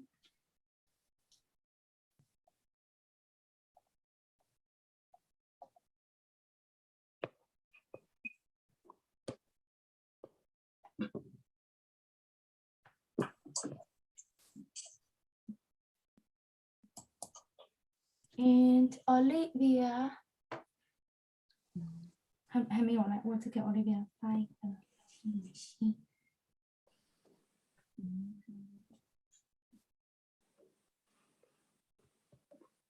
Talking to Ray, are you nervous? 本来都不 nervous，一问我就 nervous 了，为什么要问？Okay. Oh, Simon, would you like to introduce the timing? If alarming is ring, it means yeah, there are 10 seconds left. But you mute yourself now. So everyone,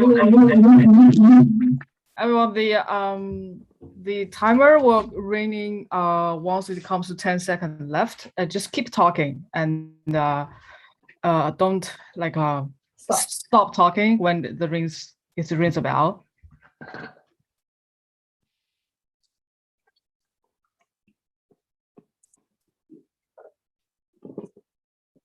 Okay, 2 more minutes. Let me see. Everyone's here. Let me double check. Lisa, your group, we still need Olivia. Yeah, okay. And Jimmy, your team, we were waiting Anthony.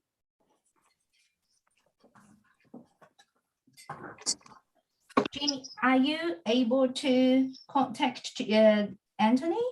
I just asked. Oh, yeah. Oh, no, it's not. Wait a minute, it's Chloe. So, Olivia. Okay, let me.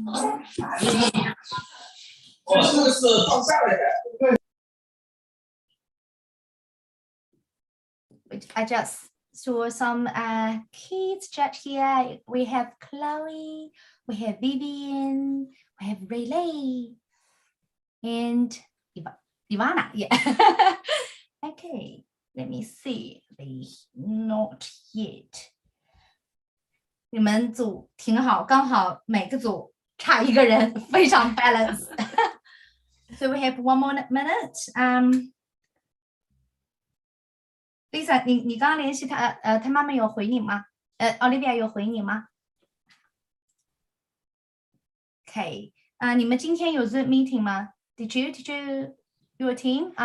他知道今天要比赛吗？Okay. What about Jimmy, Anthony? 你们 Did you have Zoom meeting today? Jimmy? No. Okay. Okay. 好。Maybe Lenita, should we give them a few more minutes? Maybe 3 more minutes? No worries.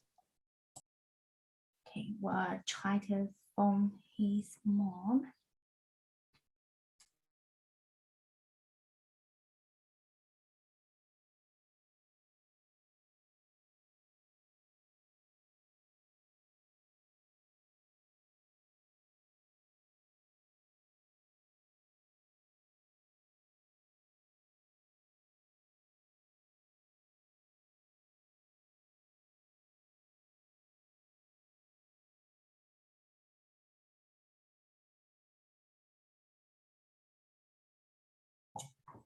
我在哪儿呢 ？OK， 然后你现在。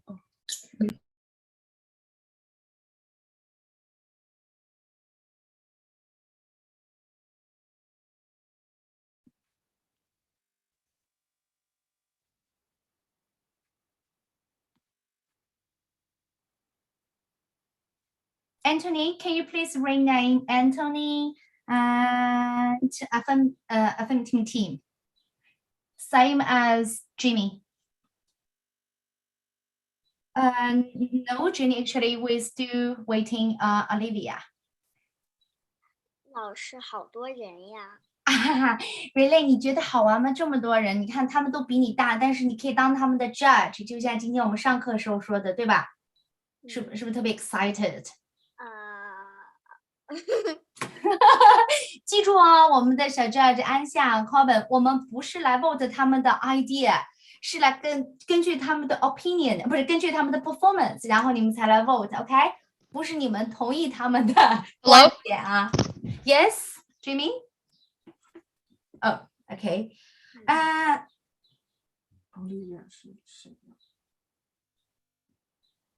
Olivia 她妈妈 finally 回我了。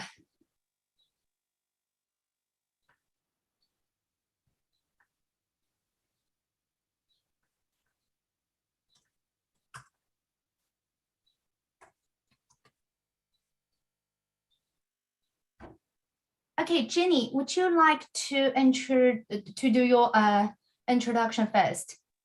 I will mute myself first. Okay. Welcome back to Cubeekiz Do Time. Thank you all to the teachers, students, and supporters for being here today. My name is Jenny Dang, and it is my honor to be the chairperson.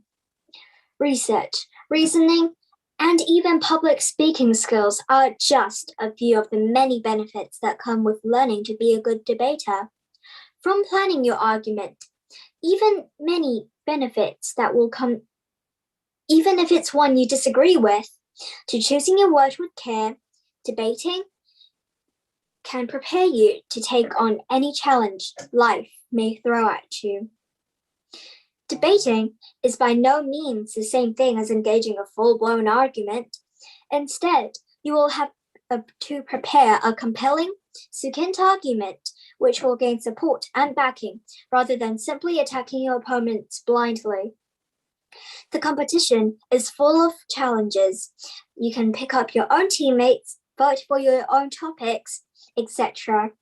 Apart from that, the panel of judges is also very special. It consists of 3 parts. First of all, please allow me to introduce the judges from our teachers group. Jessie, New Zealand bilingual host Jessie Wu. With a solid foundation and professional background, she has worked in the media industry in China and New Zealand for over 15 years and has become a household name in New Zealand. In 2017, Jessie and Ivy founded Cubeekiz Group, which has developed an influential bilingual art platform for young children in New Zealand. Can Jessie please say hello to everybody? And Jack here. Is Jack here? Yes. Okay. Where's my voice come from? Actually, I'm here. So, Relay, may I please mute you off first? Hello, everyone. I'm pretty sure everyone knows who is Jessie, but I just try to, yeah. Where's the noise from? Okay, I call back. Now it's the last round of this debate competition. Hello and welcome to Cubeekiz Time. My name is Jenny Dang and I am honored to be the chairperson. Research, reasoning, and even public speaking. I think it's the lag. Someone's probably watching the live stream on YouTube. Yeah, I did. Okay, finally. Thank you, Jimmy. So yeah, what did I say? I just forgot. Sorry. Hi, everyone. Okay. Yeah, I will say hi to Mitchell, Ling Liang, and every young judge and every debater. So just do your best. I'm really excited and so proud of each of you guys. Great job. Let me move back to Jenny. Where's my Jenny? Okay, thank you, Jessie. Ling Liang, Chinese liaison advisor, St. John Northern Region fundraiser, board trustee, Foundation North, former editor and chef, host, reporter at Chinese TV New Zealand, at least 3 hours each day on devices unrelated to works on Netflix, social media, and podcasts. Can Ling Liang please introduce herself to everyone? Hi, thanks, Jenny. Hi, everyone. My name is Ling Ling. I'm so happy to be here for the third debate. I had to listen to the previous two. Oh my goodness, it was so amazing. I'm so proud of you, and I can't wait to see you speaking about the third topic. Are video games appropriate entertainment for teenagers? I'd love to know what you say, because actually I don't play your opinion on this topic.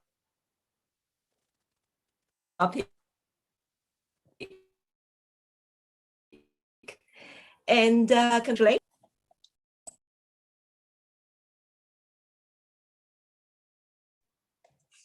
Thank you, Michelle.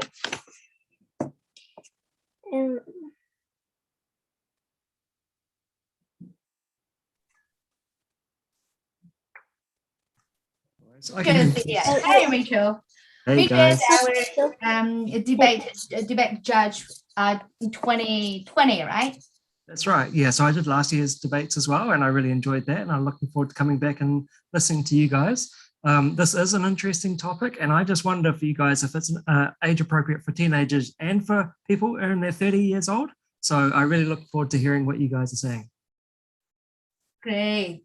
Thank you, Mitchell. Okay, Jenny.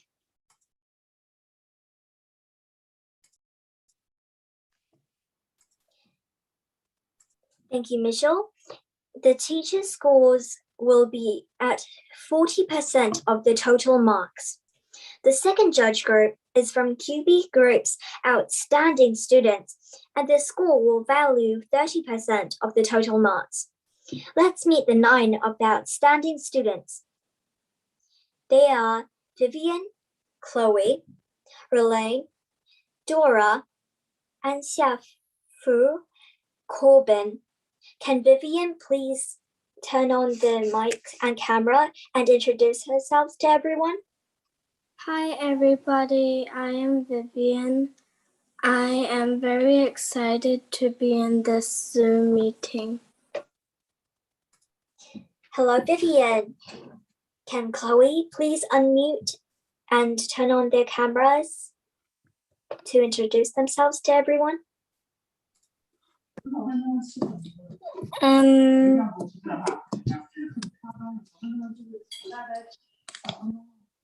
Hello, Chloe. How are you? Good. You are the judge, you know? Yeah. Wonderful. Thank you, Chloe. Hello, Chloe. Can we please have Relaine unmute and turn on their camera to introduce themselves to everyone? Hello, everyone. My name is Relaine. Hello, Relaine. Can we please have Dora unmute and turn on their camera to introduce themselves to everyone? Hi, everyone. My name is Dora, and I'm really happy to be here. Thank you, Dora. Can Xiafu please unmute and turn on the camera, say hello to everyone? Thanks, Jenny. Hi, good evening, everyone. My name is Ansha. It's my honor to be the judge today. I hope you enjoyed the debating. Thank you, Ansha. Can Corbin please unmute and turn on their camera to introduce themselves to everyone? Thank you. My name is Corbin. I'm very happy to be in this Zoom meeting and I'm honored to be the judge. Thanks. Hello, Corbin. As we said before, their marks will be worth 30% of the total mark. All the debaters who have participated in this debate competition will also act as the judges. During this break, this round will be played by Team 1 and Team 5. So debaters from Team 2, 3, 4, and 6 will also act as judges, and their score will be worth 30% of the total mark. The rules. We're going to have to start our first debate of the evening, continue with our second debate of the evening, and last debate. Next, I will introduce the topic of this round's debate. The topic of the debate is decided by students' vote. This round, are video games appropriate for entertainment for teenagers? Yes or no? Let's meet the affirmative team. They are Team 5, consisting of Jimmy, Steve, James, and Anthony. Can Jimmy please unmute and say hello to everyone? Hello, my name is Jimmy, and I'm the first speaker for the affirmative team. Hello, Jimmy. Can Steve please unmute and say hello to everyone? Hello everyone. My name is Steve, and actually I'm the third debater. Oh, I'm sorry. I'm just going by order of the script. But we can start from the first debater. So can I please know who the first debater is in your group? It's Jimmy, the first debater. Yeah, I just said that. Yeah, may I please have James? Hi everyone. My name is James, and I'm the last debater for the group. Oh, the second one's Anthony, right? Okay. Hello, Can Anthony please? My name is Anthony, and I'm the second debater. And now let's meet the negative team. They are Team 1. Negative team consists of Lisa, Ray, Alyssa, and Olivia Jane. Can the first debater of the negative team unmute themselves and tell us about their team? Hello, I'm Lisa, and I am first debater of negative team. And our second debater is Elisa. Hi, my name is Alisa, and I am the second debater of the negative team. And the third debater as the third speaker. Hi, my name is Olivia, and I'm the third debater. Thank you, negative team. Before we begin, I will briefly explain the rules again. The debating will compose of 4 parts. They are the opening statement, splits argument, rebuttal, and closing statement. Each of the main speeches have 3 minutes long in the opening statement. In the splits argument, each debater has 2 minutes. In the rebuttal, each speech is limited to 1 minute. Please note, there is no limit to answering. The first one who raises hand will get the chance to talk. Lastly, in the closing statement, each debater has 3 minutes to sum it up. I will indicate the speaker's time up with a double bang. If the speaker continues for a further 15 seconds, I will indicate this with a triple bang and cut off the speech.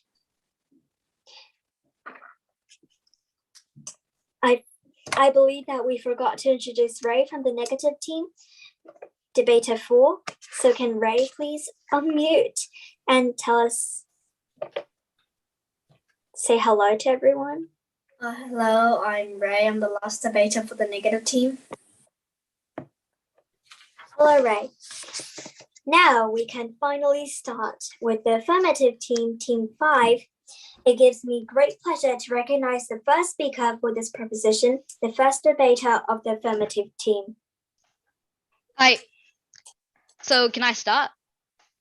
Yes, please. Oh, okay. Get off that game this instant and come do your homework. Yes, Mom. This house believes that video games are suitable and even beneficial entertainment for teens. Parents, now I know you don't like being proven wrong, but that's the truth. Caring about your kids' well-being is as important about caring what they learn. Video games can provide both of these. They are common ground for your teen to stand on with other teens, and they are even able to teach your child important life skills. This is why video games are suitable for teens as entertainment.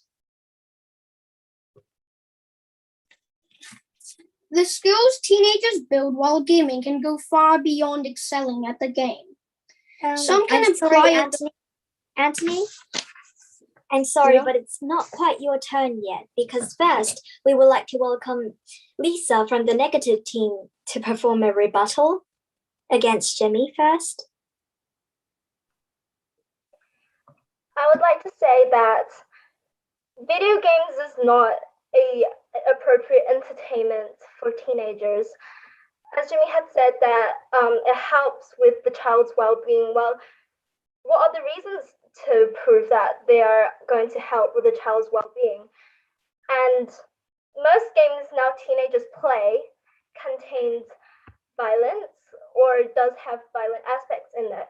And a research has shown people who have been exposed to violence for too long has shown aggressive behavior, who are numb to aggression, or some even imitate it. And this is due to the way video games affect someone's brain. A study that looks at the effects of gaming on mental health has found that problematic gaming habits correlated with maladaptive coping strategies, negative emotions, low self-esteem, a preference for solitude, and poor school performances. Some students who have played games had developed addiction for games, which can also impact their social well-being. Thank you. Thank you, Lisa. Now, for the splits argument, can we please have Anthony from the affirmative team?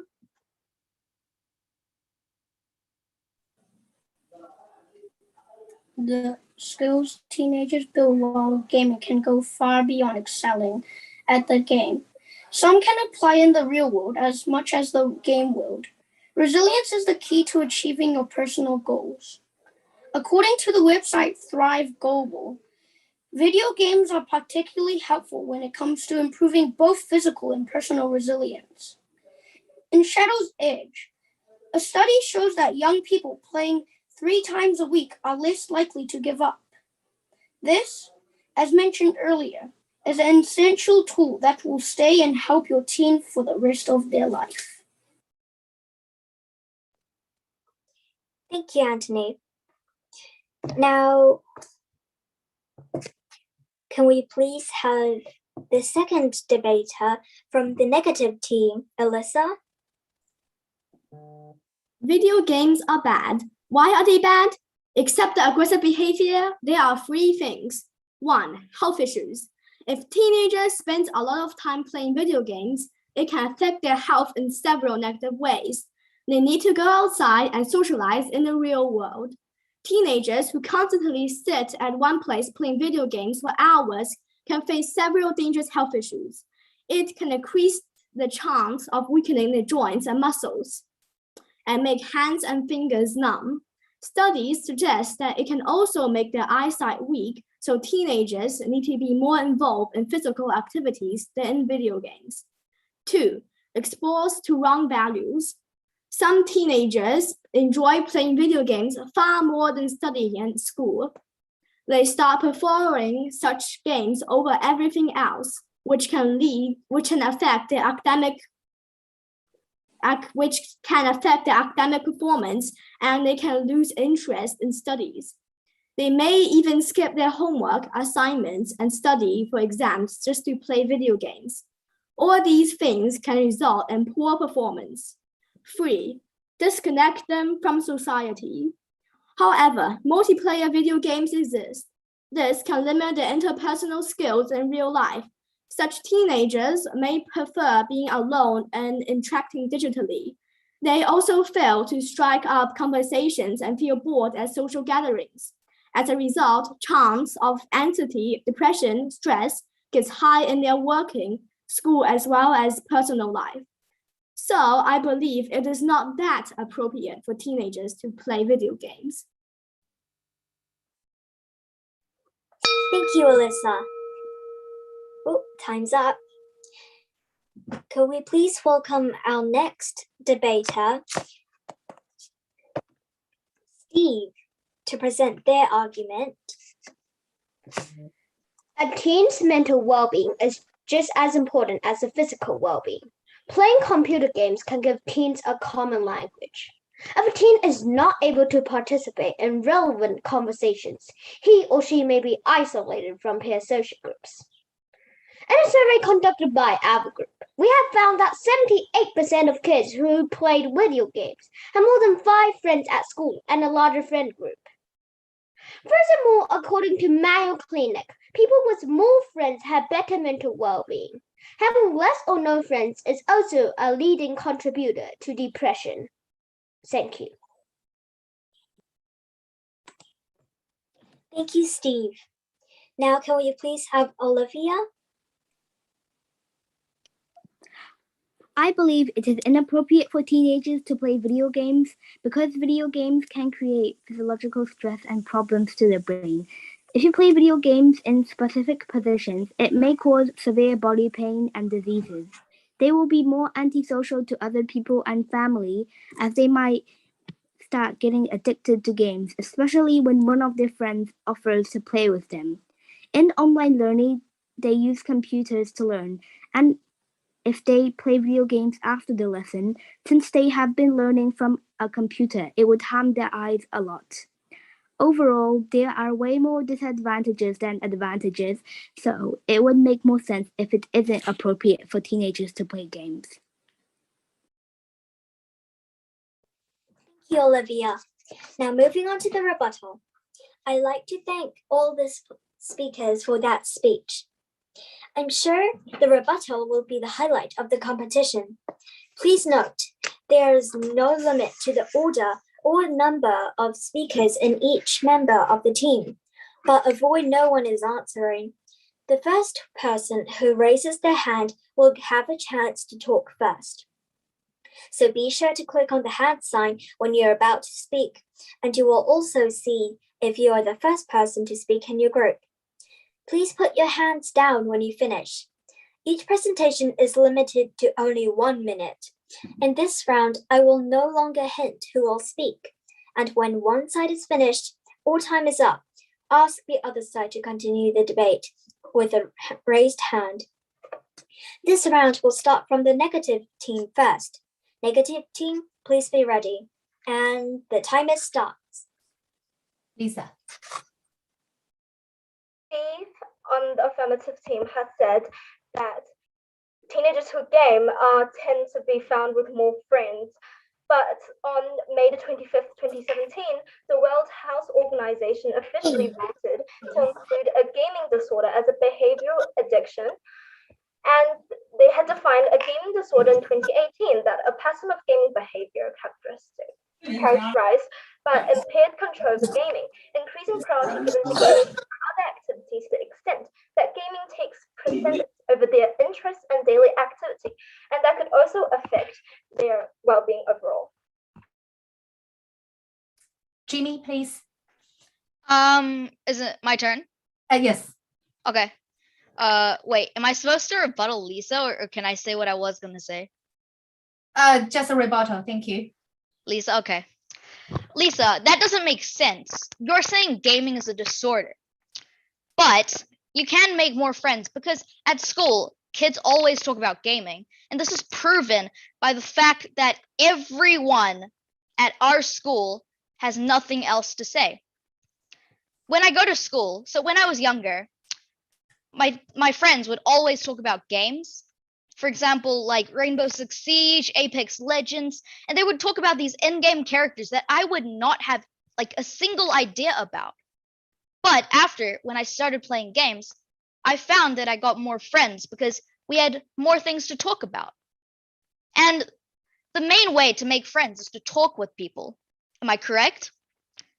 And having something that you can talk about will help you make friends.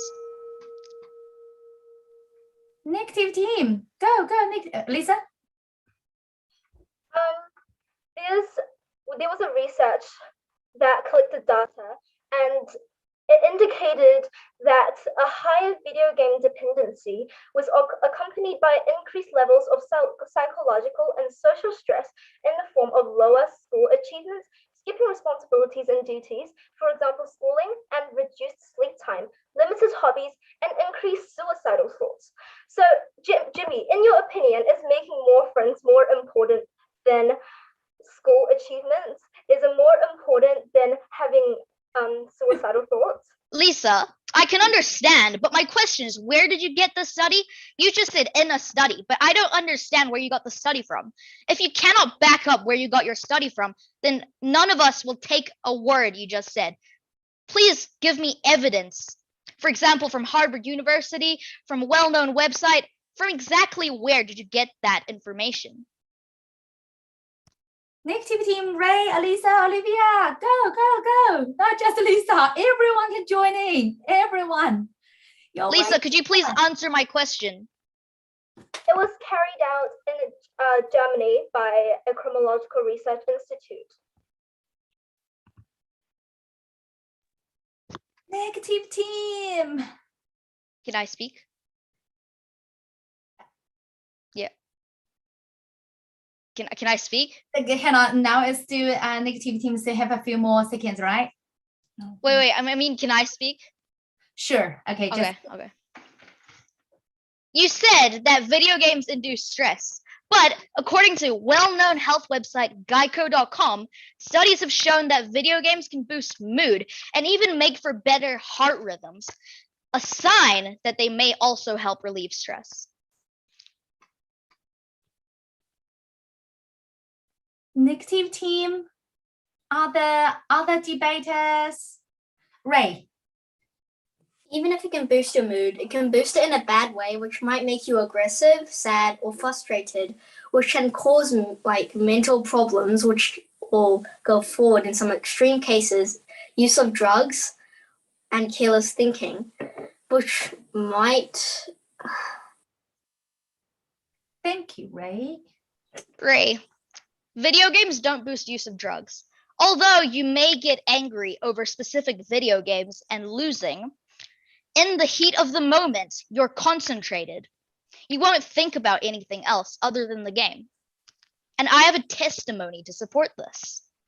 So it's from my own personal view, and it's from one of my other friends. So here's the first story. My friend, he was playing Rainbow Six Siege, and so I was spectating him because I was already dead. I was obviously pretty pissed about that, but I didn't really think about that because I was so concentrated on the game that I had nothing else to think about other than please win. Games are very competitive, and when you're in the heat of the moment, your brain won't let you think about anything else. You'll only be able to think about one thing, which is the game.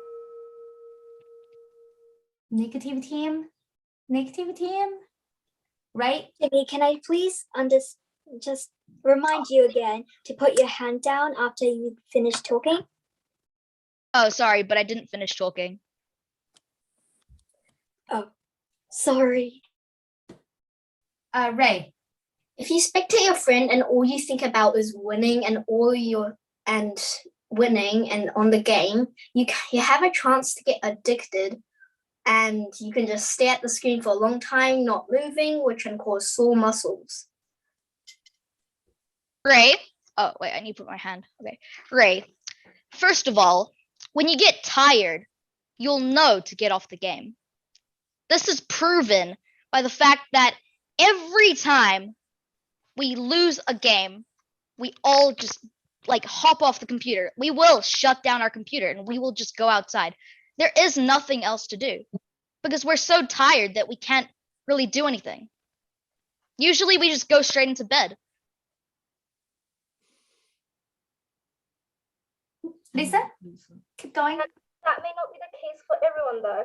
For example, the Mumbai Mirror in July 2020 reported that a 13-year-old died by suicide after losing in an online game. And he was apparently depressed after losing the game, after which he took lots of steps.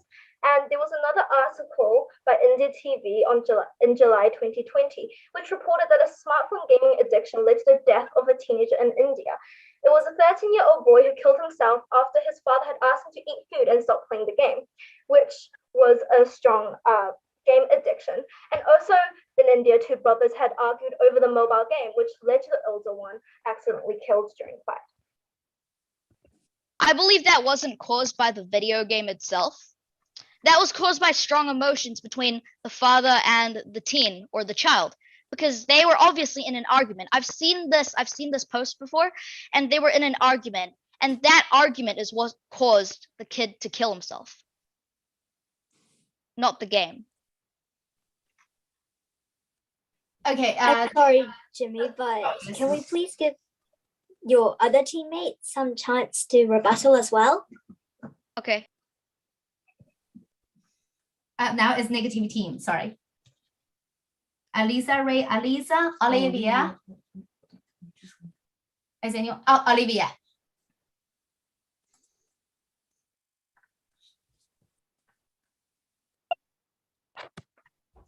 But if that person, that teenager, didn't play games, then he wouldn't have that argument and went to eat and go to eat his food. Thank you. And I can see James, right? Yeah, James. Like educational video games can teach school subjects more interactively, and pro-social games can increase empathy in teens. The positive effects depend on the game your teen chooses to play. Violent and sexually explicit games are more negative than positive. Yeah, Olivia, are you? Sorry, Jimmy. Now it's negativity turn. Yeah, Alisa. Yes. The hand was an accident. Oh, it's okay. Alisa. But for most teenagers, it's difficult for them to self-control their behavior, time, and listen to their parents. So can I say something to that? Sure. Okay. This also ties into the suicide. So the parents should have known the teen, because the parent is the one who's taking care of the teen. The parent is the guardian, the legal guardian. So they should understand how the teen operates. They should understand their own child. So it's not the video game's fault that he killed himself. He hopped off the video games because his dad told him to. And if his dad could understand, instead of getting in a fight with him, it might have made the situation better.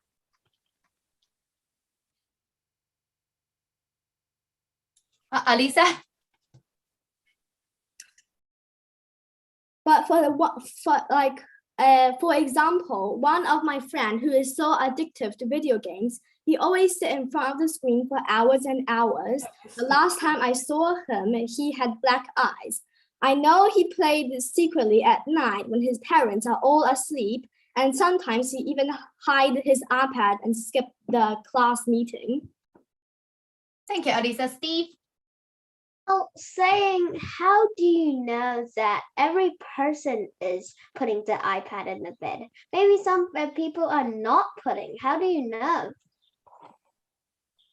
Negative team, go. Negative, Alisa, Ray, Alisa, Olivia. Hand up and then I can see you. You're wasting time. Okay, Lisa, go.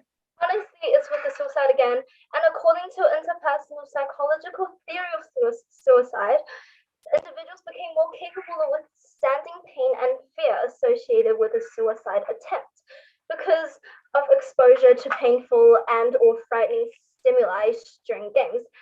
And that could increase the possibility of them actually suiciding. Jimmy? So according to the well-known website, the Bridge Chronicle, a study by the World Health Organization shows that video games can actually help prevent suicide in most cases because they relieve your stress and make your mood better. Lisa?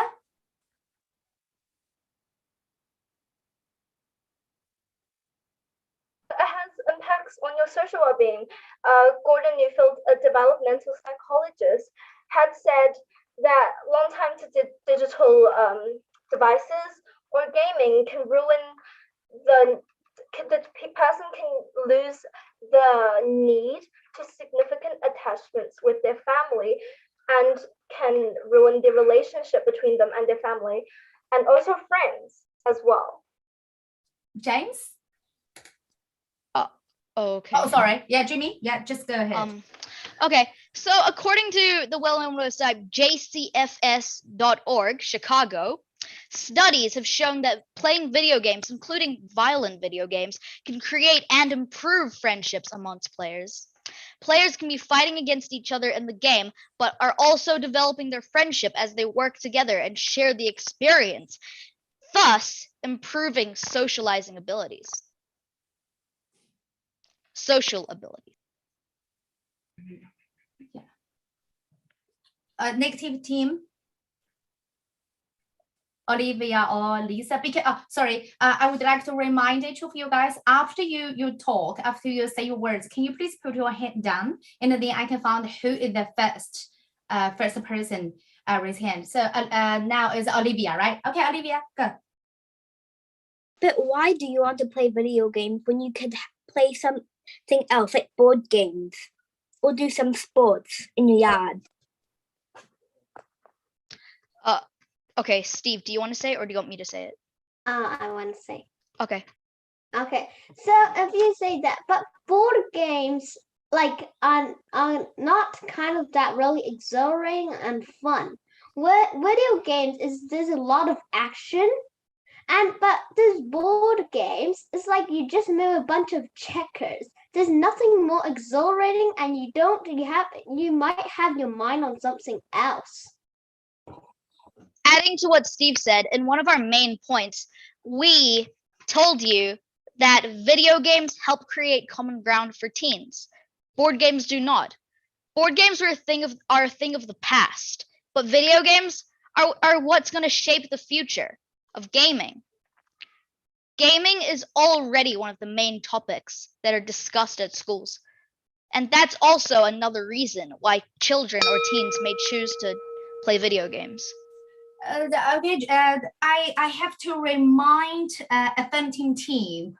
Remember, each team has one turn, and we were 10 by 10 by 10, team by team by team. Okay, not just Jimmy or Steve, Steve. We still need to give other team chance. Okay, yeah, Lisa. Okay. Lisa or Alisa, you guys, who's going to be first?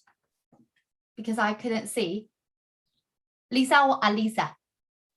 他俩谁先举手啊？我看不见。Lisa 先吧 ，Lisa。Okay, Lisa, yeah. You'll be surprised. These days now, so many kids, especially at a really, really young age, have been using. You'll be surprised at how much they know and how much offensive language, inappropriate language they are using because of video games. Video games does not mean they always get to be playing with children of their age.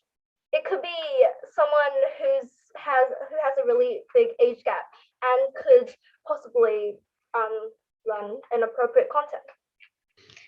Video games aren't the problem. The thing is, that's why there are age ratings. It's illegal for someone under the age of 18 to play a game that's R18, or if they're under the age of what's labeled. If it says R, you're not allowed to play the game if you're underage. If you're under the number that's next to R on the video game label, if your age is under that, you're not allowed to play. And also offensive language. This one, it's kind of the parents' responsibility. If the parents buy the kid the game and let the kids play it, and they meet some bad people online that are teaching them about offensive language, then it's up to the parents to tell them not to teach them not to be rude. Okay, so now it's been more than 20 rounds of rebuttal. So I guess the rebuttal ends now.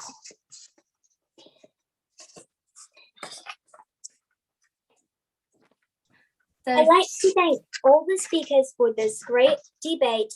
Let's give them a last round of applause. Thank you, Jenny. So I think now is a closing statement, right? We have the last debater from a team to do the closing statement, and the next team as well, right? Yep. Okay, may I please have James to do closing statement? A video game suitable entertainment for teens All in all, we believe that video games are suitable entertainment for teens. Video games can help your child to stop being a quitter and will even help them make friends. Lastly, remember not to believe in myths. They have all been proven wrong. Video games don't cause us to become more violent. They're not bad for your eyes. They're actually beneficial and used as treatment for bad eyesight by doctors. And they do not lead to social isolation. So next time your teen goes to their room to play games, cut them some slack and let them have their fun. Maybe it will help them with their first steps to something great. Thank you. Thank you. Now can we have Ray for the closing statements? Our team strongly believes that video games are inappropriate entertainment for teenagers because most video games contain violence or violent pictures and aspects. And it's bad for you and your brain since it can make you antisocial and won't want to do anything physical or make you highly emotional, for example, aggressive, sad, and frustrated, which can also lead to careless thoughts and due to mental damage, and in some extreme cases can lead to use of drugs. You may also get cyberbullied by toxic players online or get nightmares, which will make you unable to sleep well due to violent actions and images. When you play violent video games, it can harm your muscles because of sitting in one place for a long time, which can also cause dry eyes and has a chance to harm your vision and can cause addiction and will make you want to sneak games into class or play games during online classes, which will cause poor school performance or bad grades. So this is why we think that video games are inappropriate for entertainment for teenagers. Thank you. Thank you, Ray. Thank you to all the speakers for this great debate. The finalists will be announced soon, and each of them has done well. This competition not only exercised the students' comprehensive ability of debate, but also exercised their confidence. More importantly, they learned to work as a team and complete tasks actively and independently. The competition is important, but the competition is more important than the experience and the achievement. Congratulations again on a successful semi-final. I look forward to seeing you next Saturday, the final night. Thank you, teachers and students. But before we leave, I like to have some judges give them our feedback. Give us some feedback.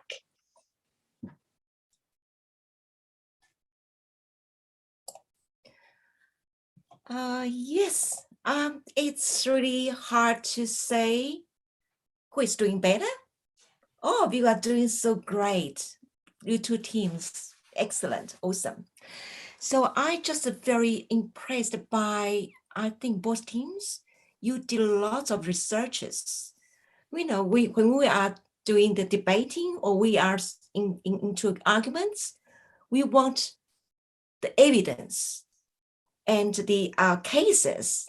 But I found both of you teams, you did lots of these researches and lots of the evidence provided to persuade the opponents. So that's really, really, I think that's really good, important for the debating. So you've done so well. And also I can see both sides of your team. For example, the affirm team, I can see some of you will be the, you will develop some very interesting or educational video games in the future for young adults like your age to play.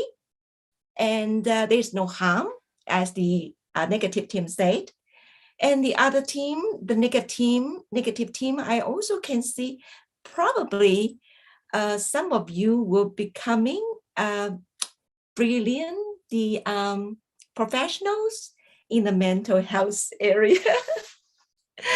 Yeah, so I'm just very proud of you, both sides. And I also want to mention Jenny. Jenny, you're awesome. You are doing such a good job as the chairman and the host. Yeah, you are so well. So give you a big applause to you. Well done. And single one of you is doing the great job for the debating. Well done.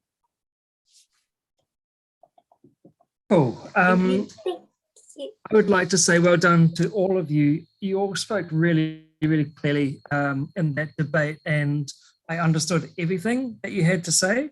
Amazing references, really, really good. Lisa, what I really appreciated from you is that when Jimmy called you out on not having a reference, one, you replied with the reference, that was great. But then every other time that you used research, you used the reference at the same time. So you never made that same mistake. So well done on that. Good job. And also from everybody, I really liked the personal experience. Do you know what? It was an emotional roller coaster of a debate. I don't honestly know if it's the parents' fault, if the kids' fault, if it's the game's fault, if it causes stress, if it doesn't cause stress, if it hurts my eyes, if it doesn't hurt my eyes, because all of you came up with really good responses for each one of those things. So what I also really liked is the passionate part about it. And maybe this is the sort of debate that we say everyone's right. Maybe gaming is good, but in little bits. I don't know. Thanks, guys. Well done. I'm sorry to interrupt, but just before we go on to the kid judges, I wish to introduce Mitchell since we didn't get a chance to do that in the beginning. So Mitchell is a leading businessman marketer with a business career that spans over China and New Zealand. Mitchell has worked on New Zealand's top entertainment TV shows, including The Block and 7 Days, and runs of some of New Zealand's most iconic brands, including Pizza Hut, TV3, and Agatha Paris Jewellery. He was the judge of QB Online Debate Contest in 2020.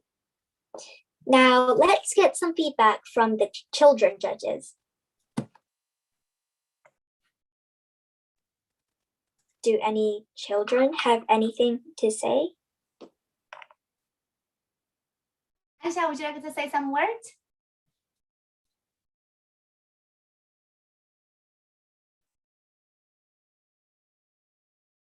他 mute 了他自己，你可以点他一下吗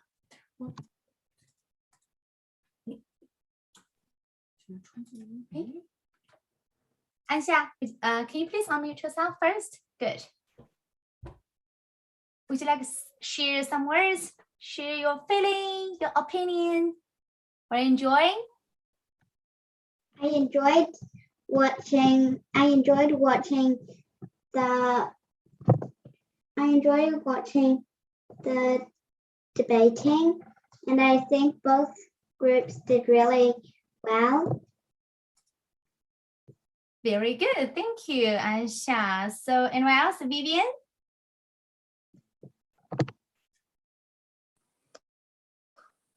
Well done to everybody. I enjoyed watching this Zoom meeting. I hope you like what you did. Thank you, Vivian. Let me see. I got Chloe here, right? Chloe? And Corbin, right? Corbin. Corbin, would you like to share a few words? Let me see, anyone else? Yes, Corbin. Okay, so I enjoyed both of the teams, but I think the positive team has a little bit better debate points, and yeah, I enjoyed them more.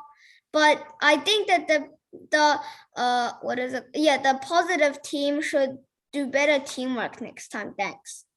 Thank you, Corbin. Dude, we proved them wrong. Come on. Hey, Jimmy, please respect our judge. He's our judge, please. Okay. So did I miss someone else?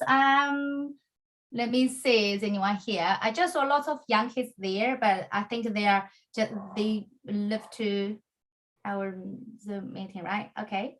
And yeah, it's very impressive today. And actually, for this holding this debate competition, for me as a teacher, I'm not just only want you guys learn how to do debate, just not just debate skill, and also what is a teamwork, how could we do to be independent, and also organizing a team. Actually, is quite hard, right? I think, yeah, the fun. Yeah, Lisa, yes, I can see your face. Your face is telling me it's quite hard. Yeah, would you like to say something, Lisa? I actually want to thank my team because they all worked so well. They all did lots of independent research, and when we had time to come back together, they all worked well and took advices and really well and changed the fact. Everyone just worked so well. I'm really happy for my team. I just want to say thank you because we wouldn't be able to do this without all of you working together. Thank you. Thank you, Lisa. And Steve, you would like to say something? I would like to thank Jimmy who did all the writing, and I would like to thank James for being the conclusion, and Anthony. I just want to say, I was quite harsh on my team, so like I made you guys read it so many times. I'm sorry if that was a little bit, tiring for you guys, but it was for the best. Because I want us to win, and if I was a little bit too harsh, then I'm sorry. Actually, I do very much appreciate each of you, your hard work, your teamwork, everything. Because of you guys, we made it, right? We made it. You made my day. I'm so impressed. I'm so proud of myself, actually. Look at you guys. So I just, hey, Chloe, welcome back. Would you like to say some words? My judge? Do you like it? Are you excited still? Yes. Thank you, Chloe. I just got your voting, right? I got it. Thank you, Chloe. So anyone else would like to share some words? Ole, done. Okay. Jimmy, 我看举手. Would you like to say some words? Oh no. Okay. What about Steve? Okay. Jenny, I come back to you. Where's my Jenny? I'm here.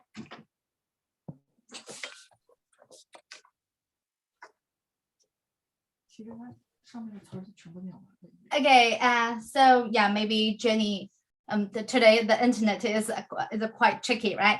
Okay, at very end, I really want to say thank you, Ling Ling, thank you, Mitchell, thank you everyone, thank you Ray, Jimmy, Alisa, James, Lisa, Anthony, Steve, Ansha, Chloe, Olivia, Corbin, Vivian, Seven, and Anita.